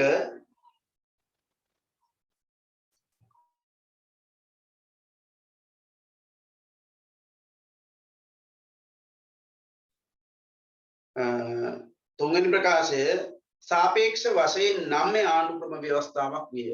ඔව්. දැන් මේ 9 ආණ්ඩුක්‍රම ව්‍යවස්ථාවක් කියලා කියන්නේ ව්‍යවස්ථාව සංශෝධනය කිරීම පහසුයි. නමුත් දැන් සෝල්බරි ව්‍යවස්ථාව 9 නැහැනේ. සෝල්බරි ව්‍යවස්ථාව සංශෝධනය කරනවා නම් නියෝජිත මන්ත්‍රී මණ්ඩලයේ මන්ත්‍රීවරුන්ගෙන් 3න් 2ක් කැමති වෙන්නත් ඕනේ. සෙනට් සභාවේ මන්ත්‍රීවරුන්ගෙන් 3න් 2ක් කැමති වෙන්නත් ඕනේ. ඒ දෙපාර්ශ්වයේම 3න් 2කින් කැමති වුණොත් පමණයි ව්‍යවස්ථාව සංශෝධනය කරන්න පුළුවන්. 1956 දී බණ්ඩාරනායක මහත්තයා මේ ව්‍යවස්ථාව සංශෝධනය කරන්න උත්සාහ දරුවා. හැබැයි බැරි වුණා. ඒකට හේතුව මේ සෙනට් සභාවට තිබිච්ච බලය. ඊට පස්සේ 1970 දී මැතිවරණය ජයග්‍රහණය කරලා සිරිමාව බණ්ඩාරනායක ඉස්සරලාම කරපු දේ තමයි සෙනට් සභාවයි 29 දෙක වගන්තිය අහෝසි කිරීම. මොකද මේ වගන්තිය සහ සෙනට් සභාව අලුත් ව්‍යවස්ථාවක් ගේන්න බාධාවක් වුණා. ඒ නිසා කෙලින්ම සෙනට් සභාව සහ 29 දෙක අවලංගු කරලා දාලා තමයි අලුත් ව්‍යවස්ථාවක් නිර්මාණය කරන්න ගමන් කෙරුවේ. ඒ නිසා නම්ය නෑ සෝල්බරි ව්‍යවස්ථාව අනම්යයි.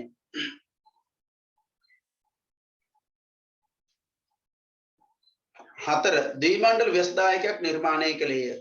ඒක දන්නවනේ මණ්ඩල දෙකකින් සමන්විත ව්‍යවස්ථායකයා නියෝජිත මන්ත්‍රී මණ්ඩලය සහ සෙනෙට් මන්ත්‍රී මණ්ඩලය. සුළු ජන අයිතිවාසිකම් ආරක්ෂා කිරීම සඳහා විශේෂ විධිවිධාන සැපයුවේය. ඔව්. ඒතර වැරදි ප්‍රකාශ වෙන්නේ 13ට 3. 13ට 3. ප්‍රශ්න අංක 14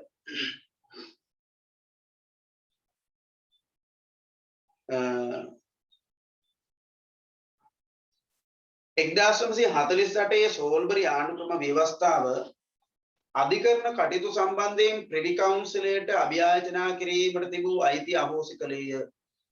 ප්‍රිවි කවුන්සිලය එහෙම නැත්නම් මේකට කියනවා රාජාධිකරණය කියලා. ඒක ලංකාවේ තියෙන අධිකරණයක් නෙවෙයි. ඒක බ්‍රිතාන්‍යයේ තියෙන අධිකරණයක්. එතකොට මේ අධිකරණයට පැමිණිලි කිරීමේ බලය ලංකාවේ ඕනෑම පුරවැසියෙකුට ලැබුණා. ලංකාවේ ඒ වෙනකොට තිබිච්ච ඉහළම අධිකරණය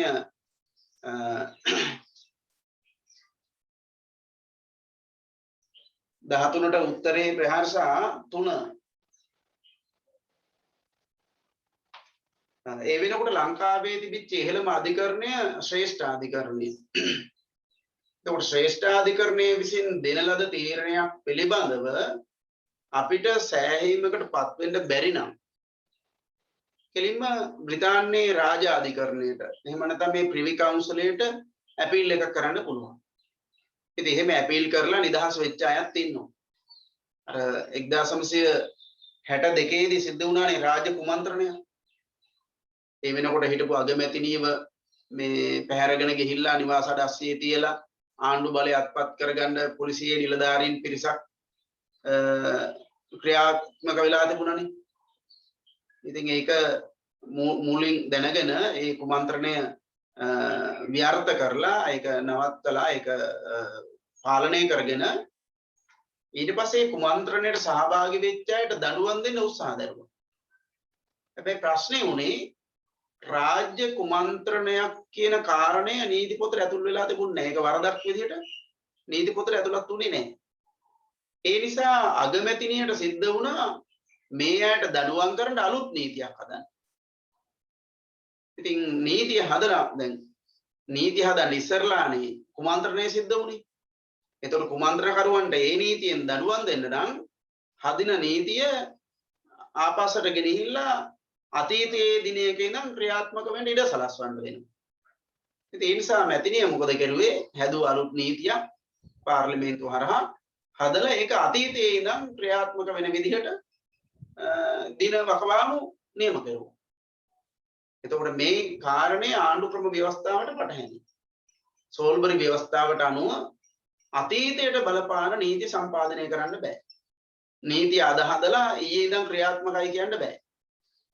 අද හදලා එක්ක අද ඉඳන් නැත්නම් හෙට ඉඳන් ක්‍රියාත්මකයි කියන්න පුළුවන්.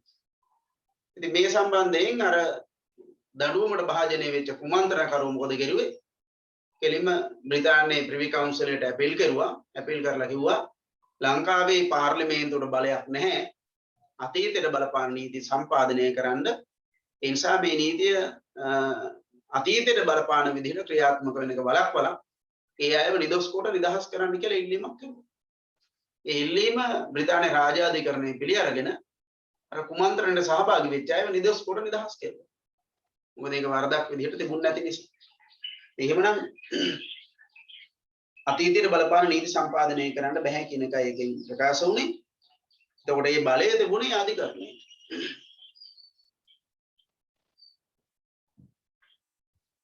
ඒතර අහෝසි කරලා නැහැ නේ ඒක එහෙම නන්නේ 62 දී එහෙම එකක් ක්‍රියාත්මක වුණා නම් අහෝසි වුණයි කියන එක වැරදි. ඒතර උත්තරේ වෙන්නේ 1 14ට 1 විධායක කාරක සභා ක්‍රමය අහෝසි කර වෙස්මින්ස්ටර් ආණ්ඩු ක්‍රමය හඳුන්වා දුන්නේය. ඔව් සෝල්බරි ව්‍යවස්ථාව හඳුන්වා දෙනකොට ලංකාවේ විධායක කාරක සභා ක්‍රමය ක්‍රියාත්මක වුණේ ඒ ක්‍රමය අවලංගු කරලා ඒ වෙනුවට වෙස්මින්ස්ටර් ආකෘතිය ආණ්ඩු ක්‍රමයක් හඳුන්වලා දෙනවා. ව්‍යවස්ථා විවරණ බලය අප්‍රකාශිතව අධිකරණයට හිමි කර දුන්නේය.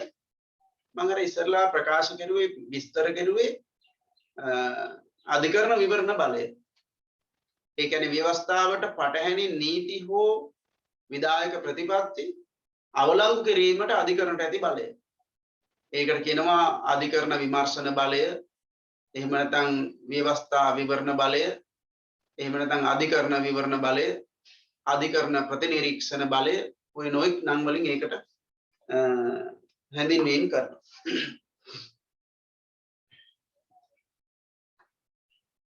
බ්‍රිතාන්‍ය රැජින ලංකාවේ රාජ්‍ය නායක තනතුරෙහි තවදුරටත් තබා ගත්තේය.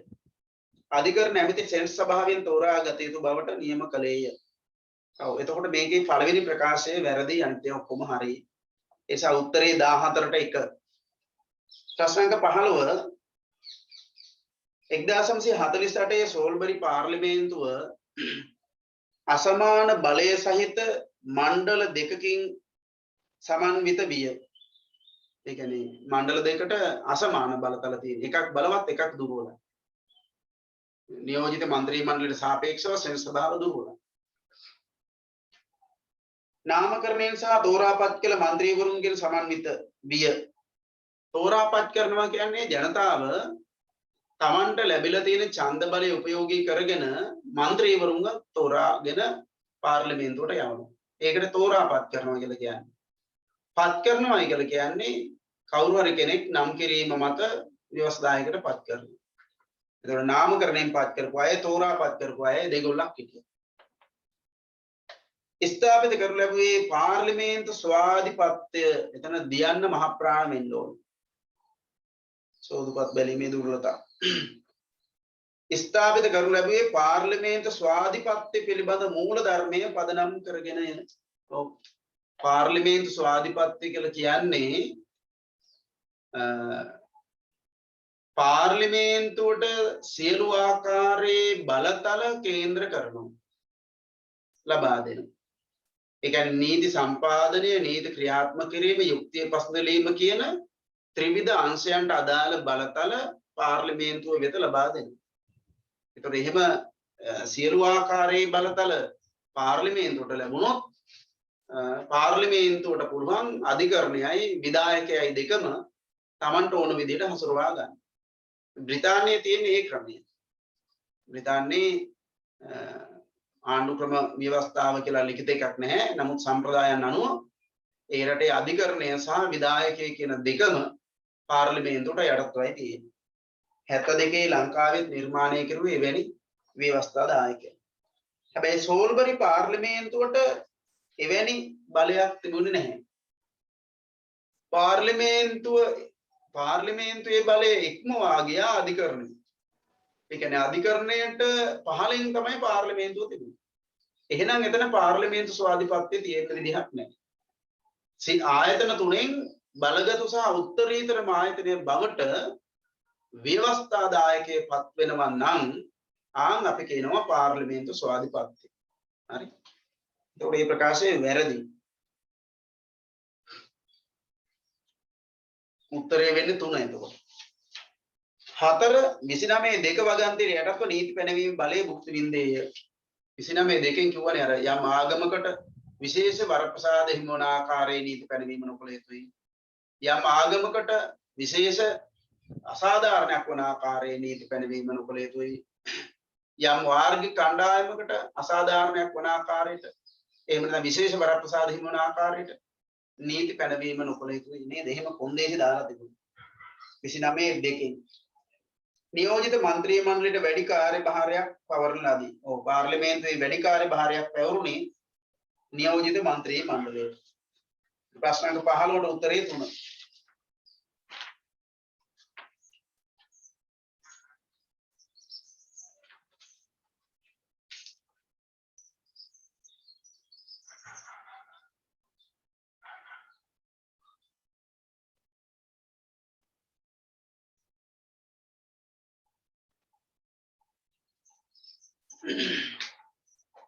ප්‍රශ්නාංක 16 සිට 20 දක්වා දී ඇති ප්‍රකාශ අතරින් නිවැරදි පිළිතුරු කාණ්ඩය තෝරන්න කියලායි කියන්නේ. 16 1948 සෝල්බරි ආණ්ඩුක්‍රම ව්‍යවස්ථාවේ ප්‍රධාන ලක්ෂණ වන්නේ සෝල්බරි ව්‍යවස්ථාවේ ප්‍රධාන ලක්ෂණ අග්‍රාණ්ඩුකාරවරයාගෙන් සහ කැබිනට් මණ්ඩලයෙන් සමන්විත විධායක ආණ්ඩුව නිවැරදි.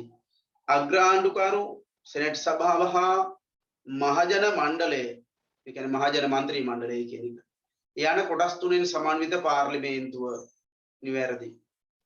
ව්‍යවස්ථාදායකයට වගකිව යුතු අග්‍රාණ්ඩුකාර ධූරය අග්‍රාණ්ඩුකාරවරයා ලංකාවේ ව්‍යවස්ථාදායකයට වග කියන්න බැඳිලා නැහැ. නිසා ඒ ප්‍රකාශය වැරදි. දේශපාලන විධායකයට යටත් වන පරිදි ස්ථාපිත කළ රාජ්‍ය සේවා කොමිසම ඒක වැරදි. සෝල්බරි ව්‍යවස්ථාවෙන් නිර්මාණය කරපු රාජ්‍ය සේවා කොමිසම කිසිම ආකාරයකින් දේශපාලන විධායකයට යටත් එකක් වුණේ නැහැ. ඒක සම්පූර්ණයෙන්ම ස්වාධීන එකක් විදිහටයි තිබුණේ. ඩී වැරදි. ජනතා පරමාධිපත්‍ය තහවුරු කළ ව්‍යවස්ථාවේ විධිවිධාන සෝල්බරි එකේ නම් තිබුණේ 72 එකේ නම් තිබුණා. ඒතකොට A B පමණයි නිවැරදි. උත්තරේ 3 A B පමණක් නිවැරදි. ප්‍රශ්නක 17 සෝල්බරි ව්‍යවස්ථාව යටතේ දේශපාලන විධායකය කැබිනට් මණ්ඩලය ලෙස හැඳින්වින පොදුවේ කියනවා කැබිනට් මණ්ඩලය කියලා. අග්‍රාණ්ඩුකාරවරයා විසින් මහජන මන්ත්‍රී මණ්ඩලයේ සමාජිකයන් අතරින් පත් කරන ලදී. අග්‍රාණ්ඩුකාරවරයා විසින් තමයි දේශපාලන විධායකයෙක් පත් කරුවේ. හැබැයි මහජන මන්ත්‍රී මණ්ඩලයෙන් පමණක් කියන එක වැරදි. මොකද අධිකරණ ඇමතිවරයා සහ තවත් එක් ඇමතිවරයෙක් අනිවාර්යයෙන්ම සෙනෙට් සභිකයෙක් වෙන්න ඕනේ. ඒ කියන්නේ අමාත්‍ය මණ්ඩලයේ ඉන්න සංඛ්‍යාවෙන් දෙන්නේ ඇමතිවරු දෙන්නෙක් සෙනෙට් සභිකයෝ. එහෙනම් මේ කියන කතාව වැරදි. එතකොට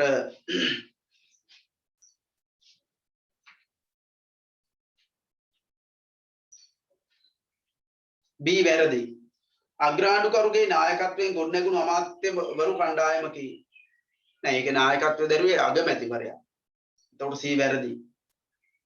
පාර්ලිමේන්තුවට සාමූහිකව වගකිව යුතුය ව්‍යවස්ථාදායකයෙකු විසින් සම්මත කරන විශ්වාස භංග යෝජනාවක් මගින් ඉවත් කළ හැකිය. D E නිවැරදි. A නිවැරදි, D නිවැරදි, E නිවැරදි. A D E උත්තරේ 3. 17ට උත්තරේ 3. ප්‍රශ්නාංක 18 සුළු අයිතිවාසිකම් ආරක්ෂා කිරීමට සෝල්බරි ව්‍යවස්ථාවෙන් ගනු ලැබූ ක්‍රියාමාර්ග වන්නේ මේ සුළු ජන කණ්ඩායම් වල අයිතීන් ආරක්ෂා කරන්න ගනු ලැබූ ක්‍රියාමාර්ග. මූලික අයිතිවාසිකම් පිළිබඳ විශේෂ පරිච්ඡේදය එහෙම එකක් තිබුණේ නැහැ. ඒ නිසා ඒ වැරදි. ව්‍යවස්ථාවේ 29 වගන්තිය අර ආගමික හෝ වාර්ගික විශේෂත්වයන් හෝ අසාධාරණයන් වන ආකාරයට නීති පැනවීම නොකළ යුතුයි කියලා තිබුණානේ. එතකොට ඒකෙන් අපේක්ෂා කරලා තියෙන්නේ සුළු ජාතීන්ගේ අයිතීන් සුරක්ෂිත කිරීම. නියෝජිත මන්ත්‍රී මණ්ඩලයට නම් කිරීමෙන් මන්ත්‍රීවරු 6 දෙනෙක් පත් කිරීම. ඒ 6 දෙනා පත් කිරීමේදී අපේක්ෂා කරුවේ මැතිවරණයේදී යම් කණ්ඩායමකට නියෝජනය ලැබෙන්නේ නැත්නම් එවැනි කණ්ඩායම් වලට නියෝජනය ලබා දීම. එතකොට සුළු ජන කණ්ඩායම් වලට තමයි එහෙම මැතිවරණයේදී ප්‍රමාණවත් නියෝජනයක් නොලැබී ගියේ. ඒ නිසා ඒකත් ගන්න පුළුවන්. බහුමන්ත්‍රී කොට්ටාස ක්‍රමය හඳුන්වා දීම, ස්වාධීන අධිකරණය සහ ස්වාධීන රාජ්‍ය සේවය ඒවා නිවැරදි. ඒ පමණක් වැරදි. ඒ ඉවත් වෙනවා. එතකොට උත්තරේ වෙන්නේ 2. B C D E උත්තරේ 2. 18ට 2. ප්‍රශ්නාංක 19 සෝල්බරි ආණ්ඩු ක්‍රමයේ මූලිකාංග වන්නේ මේකේ මේ උත්තර කාණ්ඩ ඕන කරන උත්තර කාණ්ඩේ මේකේ නැහැ.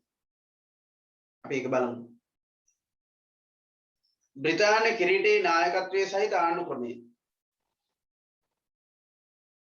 බ්‍රිතාන්‍ය කිරීටේ නායකත්වයේ සහිත ආණ්ඩු ක්‍රමය.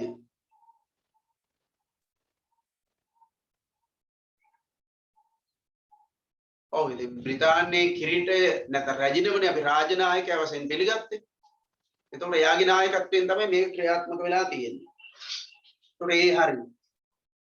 අගමැති සහ කැබිනට් මණ්ඩලයේ සත්‍ය විධායකයෝ වූ පාර්ලිමේන්තු ආණ්ඩු ක්‍රමය.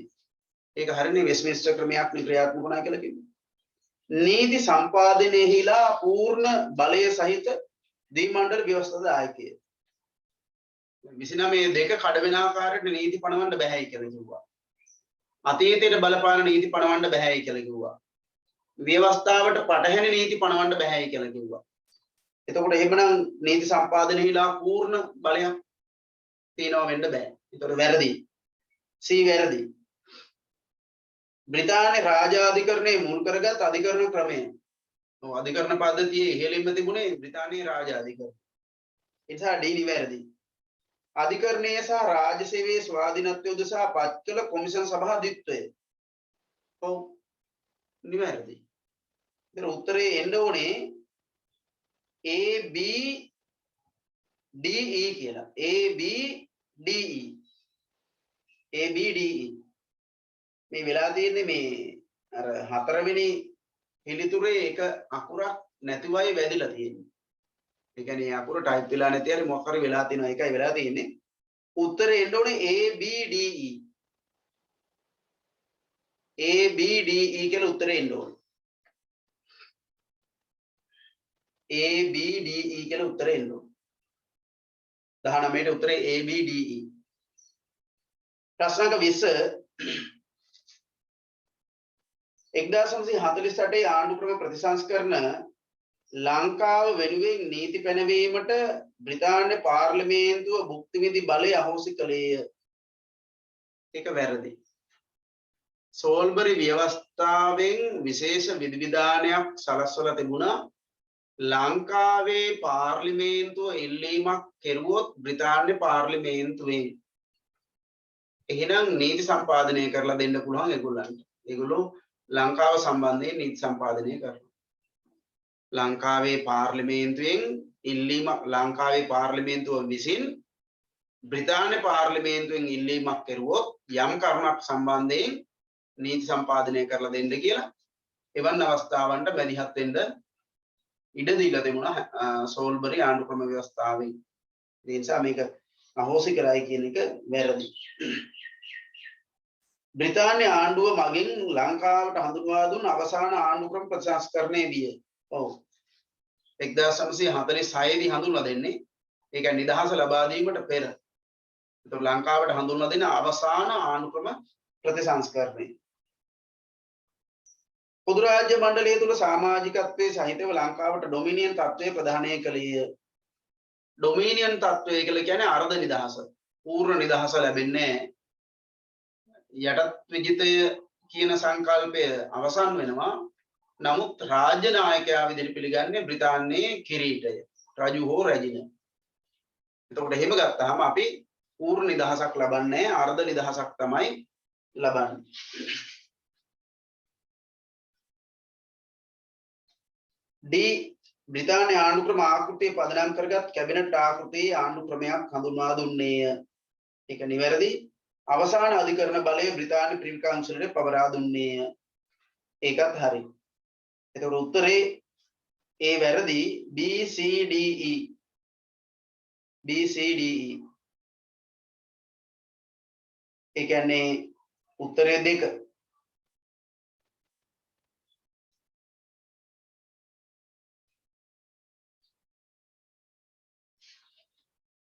විසට උත්තරේ දෙක. 21 සිට 25 දක්වා ප්‍රකාශ පහෙන් 4ක් වැරදි. එක ප්‍රකාශයක් පමණක් නිවැරදි. ඒ නිවැරදි ප්‍රකාශය හොයාගන්නයි තියෙන්නේ.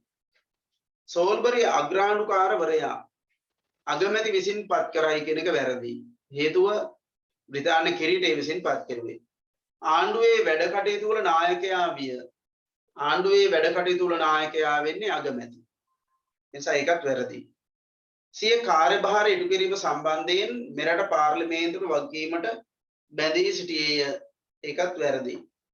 නිල කාලේ අවසන් වන තෙක් ධූරයෙන් ඉවත් කිරීම අතිශයින් අපහසු විය. අනේ නෑනේ හරි පහසුයිනේ. අගමැතිවරයා විසින් ඉල්ලීමක් කෙරුවොත් බ්‍රිතාන්‍යයේ රජු හෝ රජින කිරීටයෙන් ඒ ඕන මොහොතක ඉවත් කරනවා. උදාහරණයක් විදිහට ගත්තොත් එම ඔලිවර් ගුණතිලක ඔලිවර් ගුණතිලක මේ කවුද මේ ජෝන් කොතලාවල මහත්තයා අගමැති ධූරයට පත් වෙච්ච ගමම ඔලිවර් ගුණතිලකව අයින් කරන්න යෝජනා කෙරුවා. හරි. සෝරි ඔලිවර් ගුණතිලක නෙමෙයි මේ සෝල්බරි සාමිව ඉවත් කරන්න යෝජනා කෙරුවා. ඉතින් සෝල්බරි සාමිව ඉවත් කරා.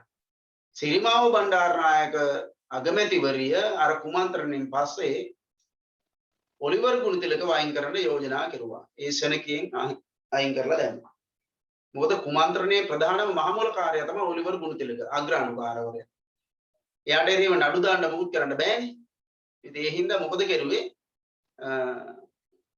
අගමැතිවරිය සිරිමාව බණ්ඩාරනායක මහත්මිය බ්‍රිතාන්‍යයේ රජිනට කිව්වා මෙයාව ඉවත් කරන්න කියලා ඉල්ලීම කරුවා. ඒ ශනිකව යාව ඉවත් කෙරුවා. ඒ නිසා අගමැතිවරයා ඉවත් නෙමෙයි අග්‍රාණුකාරවරයා ඉවත් කරන එක ඒක හරි පහසු වැඩක්. ඒක අමාරු වැඩක් නෙමෙයි. එතකොට නිවැරදි ප්‍රකාශය අගමැති උපදෙස් මත කටයුතු කිරීමට බැඳී සිටියේය. ඒක තමයි නිවැරදි ප්‍රකාශය වෙන්නේ. අග්‍රාණුකාරවරයා අගමැති උපදෙස් මත කටයුතු කරන්න බැඳිලා ඉන්නවා. උත්තරේ 5. ප්‍රශ්නාංක 22 සෝල්බරි ආණ්ඩුක්‍රම ව්‍යවස්ථාව මගින් නියෝජනය තුළින් සුළු ජාතිකයන්ට ඇතිවිය හැකි අසාධාරණයෙන් වැළැක්වීමට පියවර ගන්නාලාදී. ඔව් මොකද්ද ගත්ත පියවර? නම් කිරීමෙන් മന്ത്രിවරු 6 දෙනෙකු නියෝජිත മന്ത്രി මණ්ඩලයට පත් කිරීම නියෝජනය තුළින් ඇතිවිය හැකි අසාධාරණ වළක්වන්න ගත්ත ක්‍රියාමාර්ගය. ප්‍රමාණවත් නියෝජනයක් නොලබන අය උදෙසා නම් කිරීමෙන් മന്ത്രിවරු 6 දෙනෙක් පත් කිරීම. සත්‍ය සහ නාමික විධායකයන් අතර වෙනසක් අවධාරණය නොකරන ලදී. වැරදීනේ. විධායකයේ සම්පූර්ණයෙන්ම ව්‍යවස්ථායකයන් වෙන් කරලාදී. කැබිනට් ක්‍රමයක එහෙම වෙන්නේ නැහැ. නිසා ඒකත් වැරදි. පාර්ලිමේන්තු ආණ්ඩුවේ බලගතුම දේශපාලන ආයතනයේ බවට පත් කළේය. වැරදි. අධිකරණය තමයි බලගතුම ආයතනය. ආගමික කණ්ඩායම් වලට විශේෂ සැලකිලි දක්වන නීති පැනවීමට ඉඩ සලසන ලදී. 29 දෙකෙන් එකට සීමා පැනවුවා. තහනම් කරා නේද?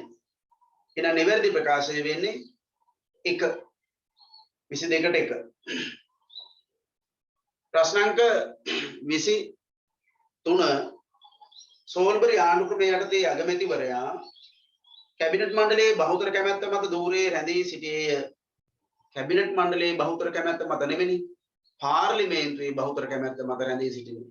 ඒවා ටිකක් සේබුද්ධියෙන් කියවන්න වෙමුන්න ගම දැක්ක ගමම බහුතරයේ කැමැත්ත මත කිව්ව ගමන් එකපාරට මේ හරි දාන්න පුළුවන්. මෙතන කියන්නේ කැබිනට් මණ්ඩලයේ බහුතරයේ බලපාන්නේ අගමැතිට. පාර්ලිමේන්තුවේ බහුතරය තමයි බලපාන්නේ. අමාත්‍ය මණ්ඩලයේ සංඛ්‍යාව තීරණය කිරීමේ බලය හිමි විය.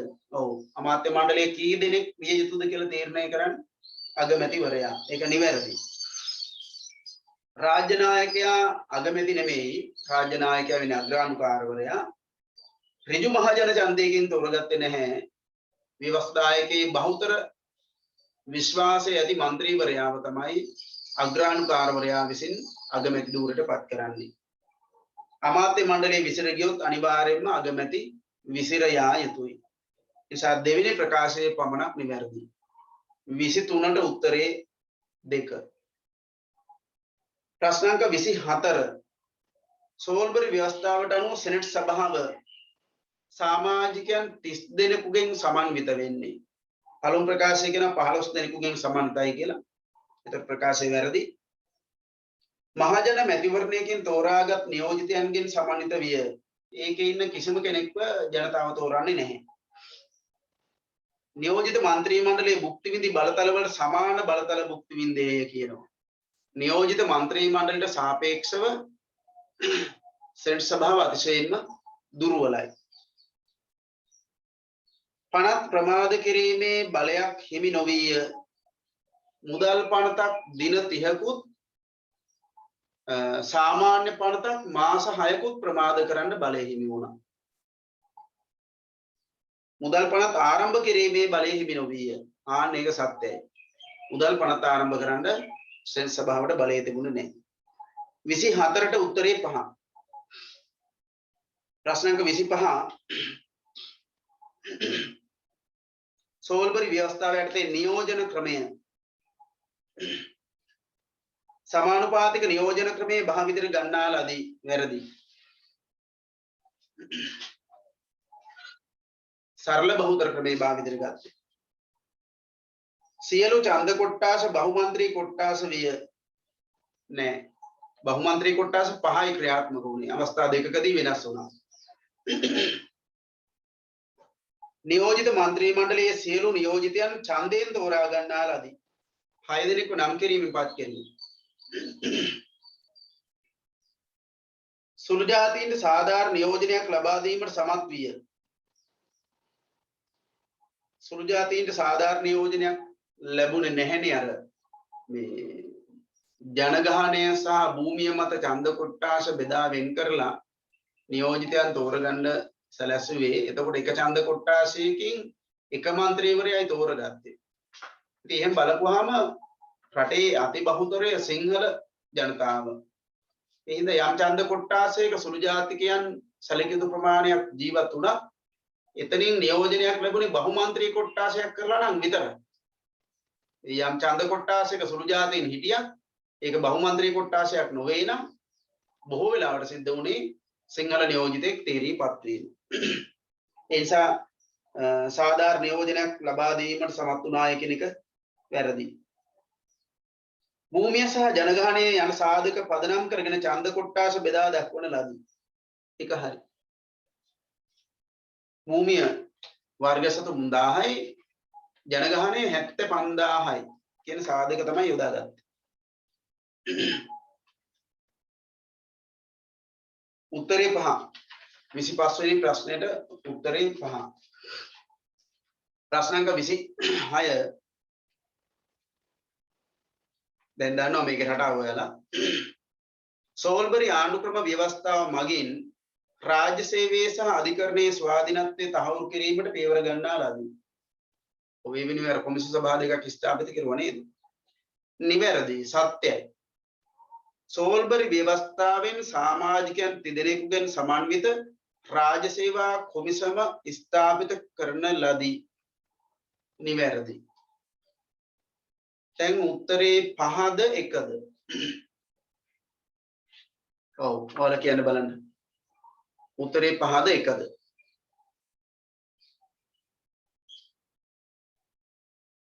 අර උත්තර අහලා මෙසේජ් දානවා වගේ දාන්න බලන්න. ඔයාලා දාන මෙසේජ් නේද? ඔය දාලා තියෙන 17ට 3.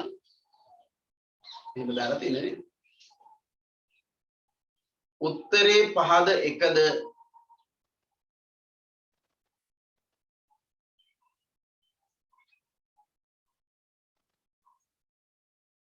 ප්‍රතිචාර නොදක්වයි.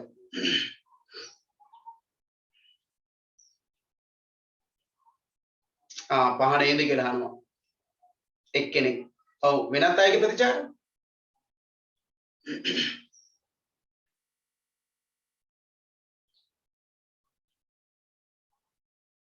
තව කාටද උත්තරයක් කියන්න පුළුවන්? 5. දෙන්නයි. දෙන්නෙක් කියනවා 5 කියලා. දුලාංජලි කියනවා 1 කියලා, නිලුසිකා කියනවා 1 කියලා. දෙන්නෙක් 15 දෙන්නෙක් 1ලු. ඔව්. මේනකද මේනකද දන්නේ 5. සඳමාලි 1. හිරුසි 1.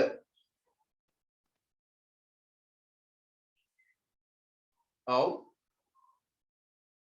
දුලාරි 1. දිනීෂා 1 කියනවා. දිදුසි 5 කියනවා.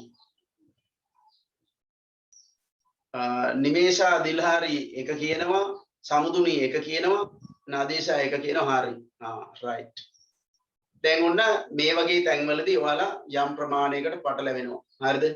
මම පැහැදිලිවම මෙතෙන්දි කියන්නම්. පළවෙනි ප්‍රකාශය ඒ පළවෙනි ප්‍රකාශයේ කතා කරන මාතෘකාව තියෙන්නේ. ඒ මාතෘකාව විස්තර කිරීමක් වෙන්න ඕනේ දෙවෙනි ප්‍රකාශයේ. ඒ කරන විස්තර කිරීම නිවැරදි වෙන්නත් ඕනේ. ඒ වගේම අර මුලින් දැන් අපි තේරුම් ගන්න ඕනේ මොකක්ද මාතෘකාව කියලා. දැන් පහ කියලා තෝරපු අයට මාතෘකාව හඳුනගන්න බැරි වුණා. ඉඟි දෙකක් තියෙන උත්තරේ තෝරගන්න. දැන් මෙතන පළවෙනි මාතෘකාවෙන් කියන්නේ රාජ්‍ය සේවයේ සහ අධිකරණ සේවයේ ස්වාධීනත්වය.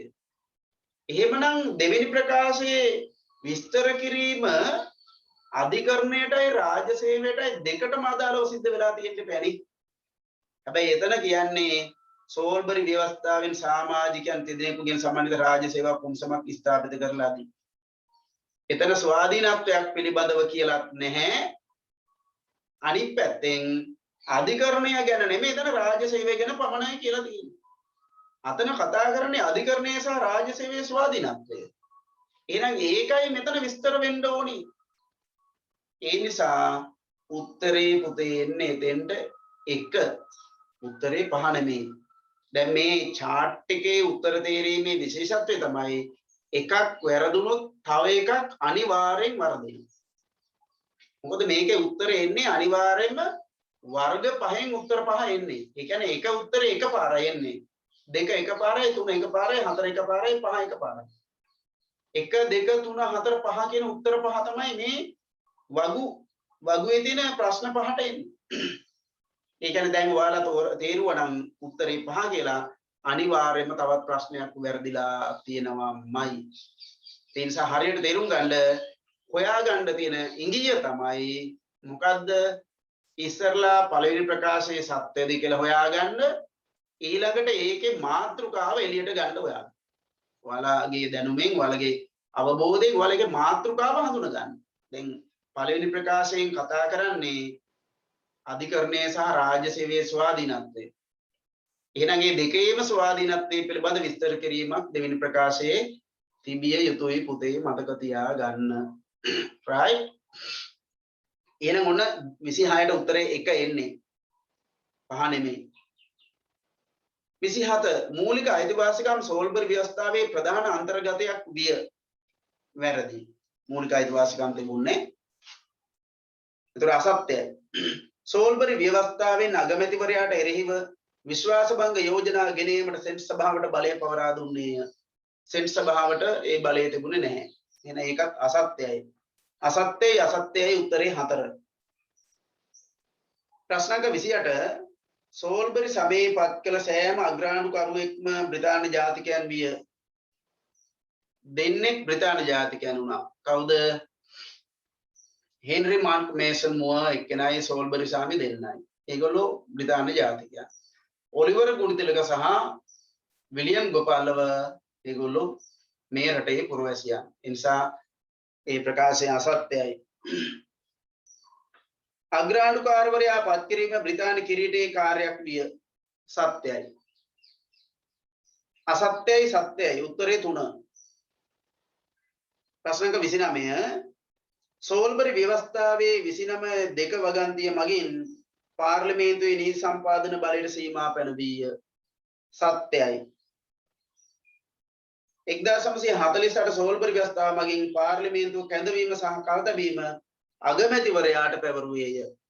වැරදි. ඒක ඇවිල්ලා අග්‍රාණ්ඩුකාරවරයාගේ කාර්යයක්. ඒක අගමැතිගේ කාර්යයක් නෙමෙයි. එහෙනම් සත්‍යයි අසත්‍යයි උත්තරේ 2. එහෙනම් ඉතින් අනිත් එකට අනිවාර්යයෙන් උත්තරේ 5 වෙන්න බෑනේ. ඊටු වෙන උත්තරේ 5. අධිකරණයට අප්‍රකාශිතව ලබා දුන් අධිකරණ විවරණ බලය පාර්ලිමේන්තුවේ නීති සම්පාදන බලයට සීමා පැනවීය. දැන් මාතෘකාව හොයාගන්න මොකක් ගැනද කතා කරන්නේ? අධිකරණ විවරණ බලය ගැන කියන්නේ. එතන තියෙන මාතෘකාව අපිට ඒ දීලා තියෙන ප්‍රකාශයට මාතෘකාවක් දෙන්න කිව්වොත් අපිට දෙන්න පුළුවන් මාතෘකාව තමයි අධිකරණ විවරණ බලය. හරි? එහෙනම් දෙවෙනි ප්‍රකාශයෙන් විස්තර වෙන්න ඕනේ අධිකරණ විවරණ බලය පිළිබඳව. එහෙමයි ඒ උත්තරේ හොයාගන්නේ. පාර්ලිමේන්තුව පනවන නීතියක් ආණ්ඩු ක්‍රම ව්‍යවස්ථාවට අනුකූල නොවේ නම් එවන් නීති නිෂ්ප්‍රභා කිරීමේ බලය අධිකරණයට හිමියි. ආන් එහෙකට තමයි කියන්නේ අධිකරණ විවරණ බලය කියන්නේ. නේද? ඉතින් ඔයාලා ඒක දැනගෙන ඉන්න ඕනේ. එතකොට පළවෙනි එක සත්‍යයි, දෙවෙනි ප්‍රකාශයත් සත්‍යයි. පළවෙනි ප්‍රකාශයේ කියවෙන අධිකරණ විවරණ බලය කියන එක දෙවෙනි ප්‍රකාශයේ මගින් විස්තර වෙනවා. එහෙනම් 30ට උත්තරේ 5. හරි. ප්‍රශ්න අංක 31ට 31 උත්තර ටික මම ලියලා තියෙන්නේ කියාගෙන යන්න. ඔයාලා උත්තර ටික බලා ගන්න. කාලය ගත කරන්න අවශ්‍යතාවයක් නැහැ. ප්‍රශ්නාංක 31 වෙනි ප්‍රශ්නෙන් අහන්නේ 1910 ක්‍රෝමකලම් ආණ්ඩුක්‍රම ව්‍යවස්ථා ප්‍රතිසංස්කරණයේ සුවිශේෂී ලක්ෂණ දෙකක්. සුවිශේෂී ලක්ෂණ දෙකක්. ඒකෙද විතර සුවිශේෂී ලක්ෂණ දෙක තමයි එකක් සීමිත ඡන්ද බලය හඳුන්වා දීම. සීමිත ඡන්ද බලය හඳුන්වා දීම. දෙවෙනි එක උගත් ලාංකික නියෝජිතයෙකු පත් කිරීම. උගත් ලාංකික නියෝජිතයෙකු පත් කිරීම. මේ සුවිශේෂී වෙන්නේ ওই කාරණා දෙක. හැබැයි කවුරු හරි ලියලා නම් වාර්ගික නියෝජනය තවදුරටත් පවත්වාගෙන යාම, නිල ලත් සංඛ්‍යාව තවදුරටත් බහුතරය වීම, ඒ වගේ කාරණා වැරදි කියලා කියන්න බෑ. ඒවා ලක්ෂණ විදිහට හරි. හැබැයි සුවිශේෂී ලක්ෂණ දෙකක් කිව්වම ඒ කියන්නේ අර 1833 ප්‍රතිසංස්කරණ යටතේ ව්‍යවස්ථාදායක සභාව තුළ නොතිබුණු ලක්ෂණ තමයි මෙතනින් සාමාන්‍යයෙන් අදහස් කරන්නේ. ඉතින් ඒ දෙක ලියනවා නම් වඩාත් හොඳයි. සීමිත ඡන්ද බලය හඳුන්වා දීම සහ උගත් ලාංකික නියෝජිතයෙකු ව්‍යවස්ථාදායකට පත් කිරීම ඒක මේ ක්‍රෝමකලම් ප්‍රතිසංස්කරණ වලින් විශේෂයෙන්ම හඳුන්වා දුන්නු ලක්ෂණ දෙකක්. ඊළඟට 32 වෙනි ප්‍රශ්නේ අහනවා ඩොනමෝර් ප්‍රතිසංස්කරණ මගින් හඳුන්වා දුන් විධායක කාර්යක සභා ක්‍රමේ යහපත් ලක්ෂණ දෙකක් දක්වන්න. 5ක් 6ක් උතර තියෙනවා. මෙන්න මේ කාරණා ටික ගන්න පුළුවන්. ලාංකිකයන්ට දේශපාලන හා පරිපාලන පුහුණුවක් ලැබීම, සුබ සාධනය වර්ධනය වීම, පසුපෙළ මන්ත්‍රීවරුන්ට විධායක කටයුතු වලට දායක වීමට අවස්ථාව ලැබීම, ප්‍රජාතන්ත්‍රවාදයේ ශක්තිමත් වීම, වගකීම් සහිත පාලනයකට පදනම වැටීම. ඔන්න ඔය වගේ ඒවා උත්තර විදිහට ගන්න පුළුවන්. මේ උත්තර ටික මම ගෲප් එකකට දානවා. ගිය සතියේ මම අද දැම්මා.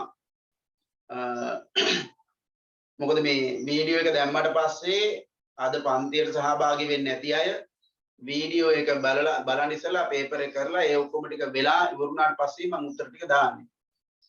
ඒ නිසා මේ අදම උත්තර ටික දාන්නේ දවස් දෙකක් තුනක් පරක් වෙලා තමයි උත්තර ටික වැටෙන්නේ. දාපුවම බලන්න. හරි. ඊළඟට මේ දැන් මේ වීඩියෝ එක ගිහිල්ලා ආපහු ඕනනම් ඔයාලට බලලා නැවත ටිකක් කරුණු අවබෝධ කරගන්න පුළුවන්. එහෙම කරගන්නත් පුළුවන්. ප්‍රශ්න 33 පහත ව්‍යවස්ථාදායක සභාවන්ට අයත් සමාජික සංඛ්‍යාවන් දක්වන්න කියලා කියනවා. 1910 ක්‍රෝමකලම් ව්‍යවස්ථාදායක සභාව සමාජික සංඛ්‍යාවනේ අහන්නේ. එතකොට 21යි උත්තරේ. 1921 මැනින් ව්‍යවස්ථාදායක සභාව ඒකේ മന്ത്രി සංඛ්‍යාව 37යි. 21යි 37යි. 34 1924 මැනින් ඩෙවොන්ෂයර් ආණ්ඩුක්‍රම ප්‍රතිසංස්කරණ වලට අනුව ව්‍යවස්ථාදායක සභාවේ දෙවර්ගයක සමාජිකයන් විය. එම සමාජිකයන් දෙවර්ගය නම් කරන්න කියලා කියනවා. නිල ලත් නිල නොලත් සංඛ්‍යාව අහන්නේ අපෙන් වර්ග දෙකයි අහන්නේ. ඕනනම් ඉතින් සංඛ්‍යාව ලියන්න ගැටලුවක් නැහැ. නිල ලත් 12යි නිල නොලත් 37යි. 1932 ඩොනමෝර් ප්‍රතිසංස්කරණ යටතේ පහත ප්‍රකාශ වලට පිළිතුරු සපයන්නලු. පනත් කෙටුම්පතකට අනුමැතිය දීමේ බලය හිමි වූයේ ආණ්ඩුකාරවරයාට. රාජ්‍ය මන්ත්‍ර සභාවේ මූලාසනයේ දැරුවේ කතානායකවරයා. මෙච්චර කාලයක් ආණ්ඩුකාරවරයා තමයි මූලාසනයේ හිටියේ. ඩොනමෝර් ප්‍රතිසංස්කරණ වලින් එයා විවත් කරනවා. එතකොට කතානායකවරයා තමයි මූලාසනයට පත් වෙන්නේ. ප්‍රශ්න අංක 36 1833 කෝල්බෘක් කොමිසම විසින් මෙරට ආර්ථික ප්‍රතිසංස්කරණය කිරීමට ඉදිරිපත් කළ නිර්දේශ දෙකක්. දැන් විශේෂණයක් තියෙනවා මතක තියාගන්න. මොකද්ද විශේෂණය? ආර්ථිකය ප්‍රතිසංස්කරණය කරන්නයි අහන්නේ. ඉතින් මොනවද ඒකට එන්නේ? රාජකාරී ක්‍රමය අහෝසි කිරීම, රජයේ වෙළඳ ඒකාධිකාරිය අහෝසි කිරීම, වතු වගාව හඳුන්වා දීම, ඊළඟට අර ආයෝජන තැන්පතු බැංකුවක් ස්ථාපිත කිරීම, ඊළඟට ඍජු බදු වෙනුවට වක්‍ර බදු හඳුන්වා දීම. රාජකාරී ක්‍රමය අහෝසි කිරීම, රජයේ වෙළඳ ඒකාධිකාරිය අහෝසි කිරීම, වක්‍ර බදු ඍජු බදු වෙනුවට වක්‍ර බදු හඳුන්වා දීම, ඊළඟට වතු වගාව ස්ථාපිත කිරීම. එතකොට ආයෝජන තැන්පතු බැංකුවක් ස්ථාපනය කිරීම. ඔය තමයි ආර්ථික වර්ධනය බලාගෙන ගෙනාවු යෝජනා.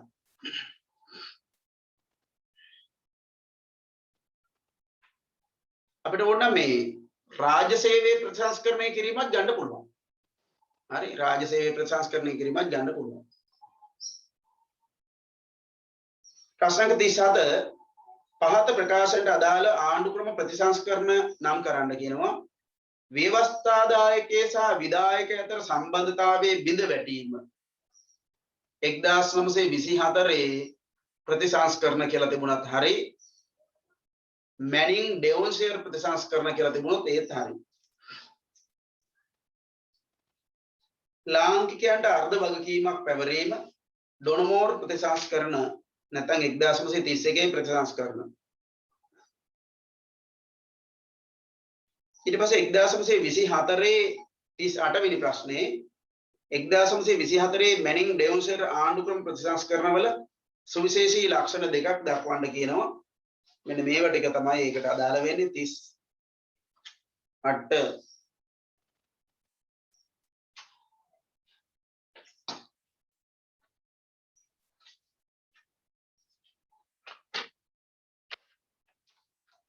ඔව් බලය සහ වගකීම විතැන්වීම. බලය සහ වගකීම විතැන්වීම ඒකක්. ඊළඟට ව්‍යවස්ථාදායක බලය නිල නොලත් කණ්ඩායම අතට පත්වීම. ව්‍යවස්ථාදායක බලය නිල නොලත් කණ්ඩායම අතට පත්වීම.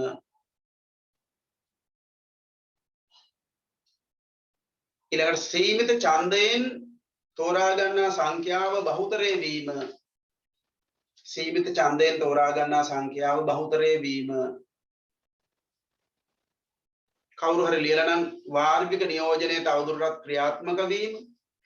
ඒවා නිවැරදි ප්‍රකාශ වශයෙන් ගන්න පුළුවන්.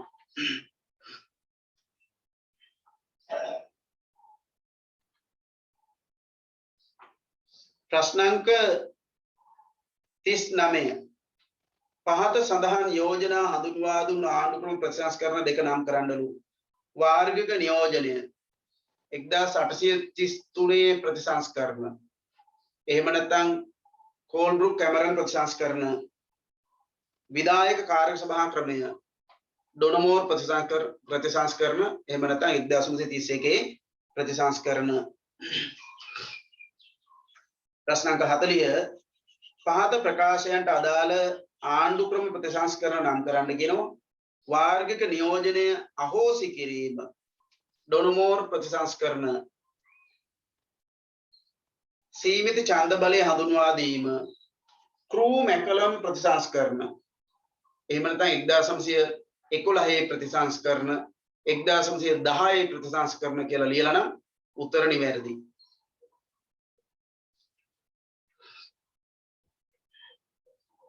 ප්‍රශ්න අංක 41 ඩොනමෝර් ප්‍රතිසංස්කරණ මගින් හඳුන්වා දුන් රාජධාරීන් දෙදෙනාගෙන් දෙදෙනෙකු නම් කරන්නලු.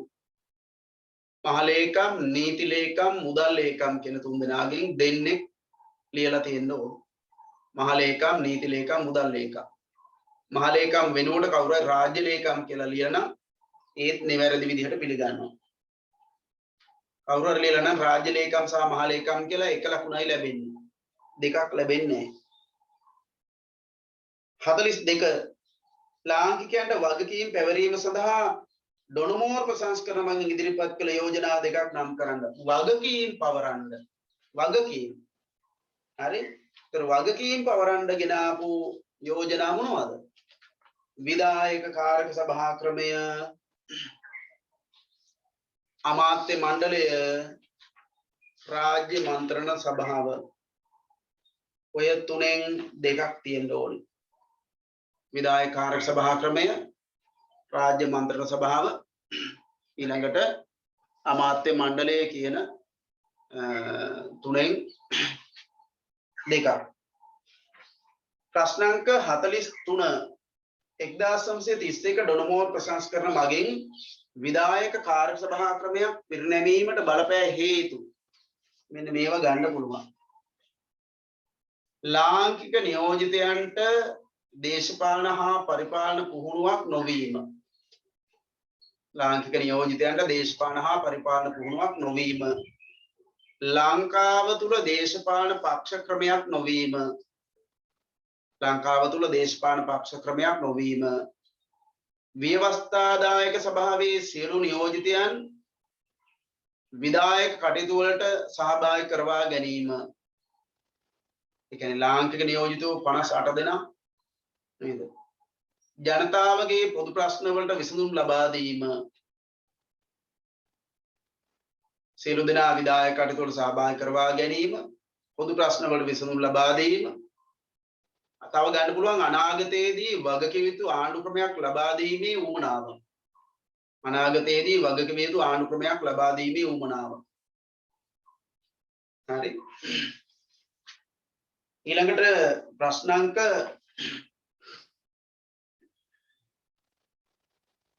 44 සෝල්බරි ආණ්ඩු ක්‍රම ව්‍යවස්ථාවට අනුව නියෝජිත මන්ත්‍රී මණ්ඩලයට මන්ත්‍රීවරු පත් කළ ආකාර දෙක දක්වන්නලු. නියෝජිත මන්ත්‍රී මණ්ඩලයට සරල බහුතර නියෝජන ක්‍රමයෙන්ුයි අග්‍රාණ්ඩුකරු නම් කිරීමෙනුයි. එක ක්‍රමයක් සරල බහුතර නියෝජන ක්‍රමයෙන්, අනිත් එක අග්‍රාණ්ඩුකරු නම් කිරීමෙන්.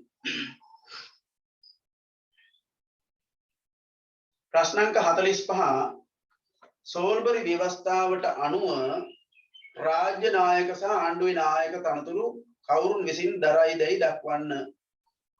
රාජ්‍ය නායක අග්‍රාණ්ඩුකාරවරයා, ආණ්ඩුවේ නායක අගමැතිවරයා. පළවෙනි උත්තරේ එහෙම ආපුවම පිළිවෙලට ලියන්න පුරුදු වෙන්න. පළවෙනි එකෙන් අහලා තියෙන්නේ මොකද්ද? ඒකට උත්තරේ ඉස්සරලා ලියන්න. අග්‍රාණ්ඩුකාරවරයා සහ අගමැතිවරයා කියලායි උත්තරේ එන්න ඕනේ.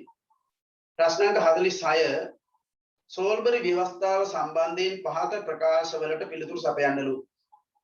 භාවිතයටගත් ආණ්ඩු ක්‍රම ආකෘතිය, වෙස්ට්මින්ස්ටර් ආකෘතිය, කැබිනට් ආකෘතිය කියලා ලියලා තියෙනවා නම් උත්තරේ හරියි. වෙස්ට්මින්ස්ටර් ආකෘතිය. ඒක තමයි නිවැරදිම පිළිතුර. සම්පාදනය සඳහා ආදර්ශ කරගත් රට බ්‍රිතාන්‍ය. 47 වෙනි ප්‍රශ්නය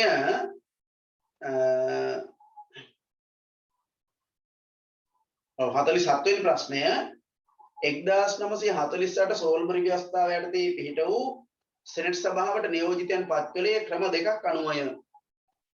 ඒ ක්‍රම දෙක සහ ඊට අයිති සංඛ්‍යාවන් ලියන්න කියලා කියනවා. නියෝජිත මන්ත්‍රී මණ්ඩලය විසින් එක ක්‍රමයක් 15යි. ඕක අර පැවරිය හැකි තනිමාරු ඡන්ද ක්‍රමය කියලා කියනවා. ඉතින් එහෙම ලිව්වට කමක් නැහැ. දැන් මෙතන නම් නියෝජිත මන්ත්‍රී මණ්ඩලය විසින් කියලා තිබුණොත් නිවැරදි විදිහට බාර ගන්න. නියෝජිත මන්ත්‍රී මණ්ඩලය විසින් 15යි, අග්‍රාණ්ඩුකරු පත් කළ 15යි. අගමැති උපදේශ මත අග්‍රාණ්ඩුකරු පත් කළ 15යි. නියෝජිත මන්ත්‍රී මණ්ඩලය විසින් පත් කළ 15යි, අග්‍රාණ්ඩුකරු විසින් පත් කළ 15යි. ප්‍රශ්නාංක 48 සෝල්බරි ව්‍යවස්ථාවට අනුව අගමැතිවරයා විසින් තමා වෙතම රඳවා ගත යුතු අමාත්‍ය ධූර දෙකක් තිබුණා. ඒ දෙක අහනවා. ආරක්ෂක අමාත්‍ය ධූරයයි විදේශ කටයුතු අමාත්‍ය ධූරයයි.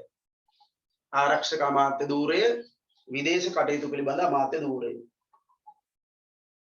ප්‍රශ්නාංක 49 1948 සෝල්බරි ව්‍යවස්ථාවට අනුව රාජ්‍ය සේවයේ සහ අධිකරණයේ ස්වාධීනත්වය ආරක්ෂා කිරීමට හඳුන්වා දුන් ආයතන දෙක නම් කරන්න. රාජ්‍ය සේවා කොමිසම, අධිකරණ සේවා කොමිසම. රාජ්‍ය සේවා කොමිසම, අධිකරණ සේවා කොමිසම. ප්‍රශ්න අංක 50 1948 සෝල්බරි ව්‍යවස්ථාව යටතේ සහ 1972 පළමු ජනරාජ්‍ය ව්‍යවස්ථාව යටතේ නාමික විධායකයේ හැඳින්වීම සඳහා භාවිතා කළ නිල නාම දෙක සඳහන් කරන්නලු. 48 සෝල්බරි ව්‍යවස්ථාව යටතේ අග්‍රාණ්ඩුකාරවරයා හෝ කිරීටය හෝ රැජින කියලා ලියලා තියෙනවා නම් උත්තර නිවැරදි. අග්‍රාණ්ඩුකාරවරයා, කිරීටය, එහෙම නැත්නම් රැජින. 72 යටතේ නෑ එක නමයි එන්නේ ඒ ජනාධිපති. හරි. එතකොට ඔය තමයි 8 වෙනි ප්‍රශ්න පත්‍රය. බලන්න කීයක් හරිද කියලා.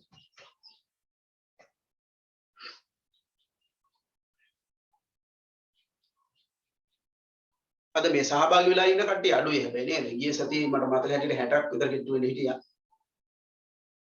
ගොඩක් අය සහභාගී වෙන්නේ මම හිතන්නේ වීඩියෝ එක බලන නැත්තේ.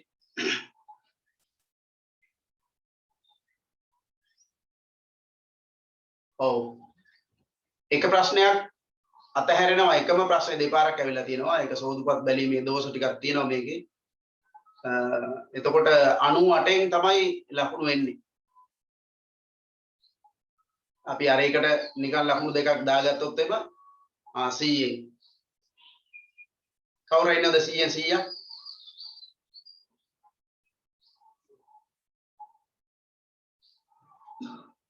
99ක් 98ක් 97ක් 90ට වැඩි අය කියලා බලන්න. මෙසේජ් එක දාන්න 90ට වැඩි අය. 90ට වැඩි අය. 90 සමග එතකොට.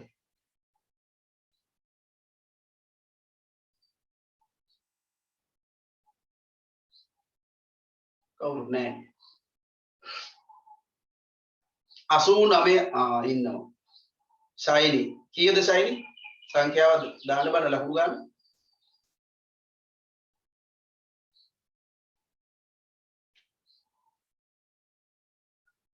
වෙන කවුද ඉන්නේ?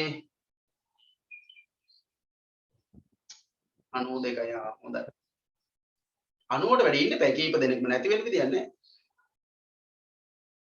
සමහරලාට මේවා පාඩම් කරලා නැද්ද දන්නේ නැහැ දැන්. 80යි 89 අතර 98ක් කියනවා සසිකලා. හොඳයි.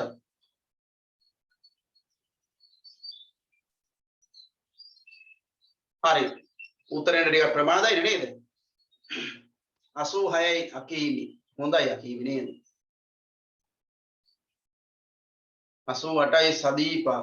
84යි සකුන්තලා.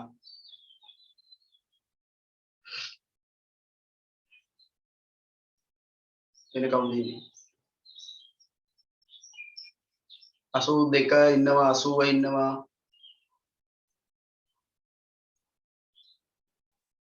මල්කි 82යි. හොඳයි. දිනීෂ 80යි. හොඳයි නේද? හරි ඉතින් 80න් උඩටවත් යන්න try එකක් දෙන්න. මේ සමහරු ඉතින් ලකුණු දාන්නේ. සමහරු පේපර් එක අනිවාර්යයෙන්ම පුතේ කරන්න මේ මම මේක සාකච්ඡා කරනකොට පේපර් එක කරලා තියෙන්න ඕනේ. එතකොට තමයි මේකේ ඵලදායීතාවය වැඩි වෙන්නේ. හරි. හරි එහෙනම් අපි විවේකයකට යනවා 6:30ට පටන් ගන්න. හරි.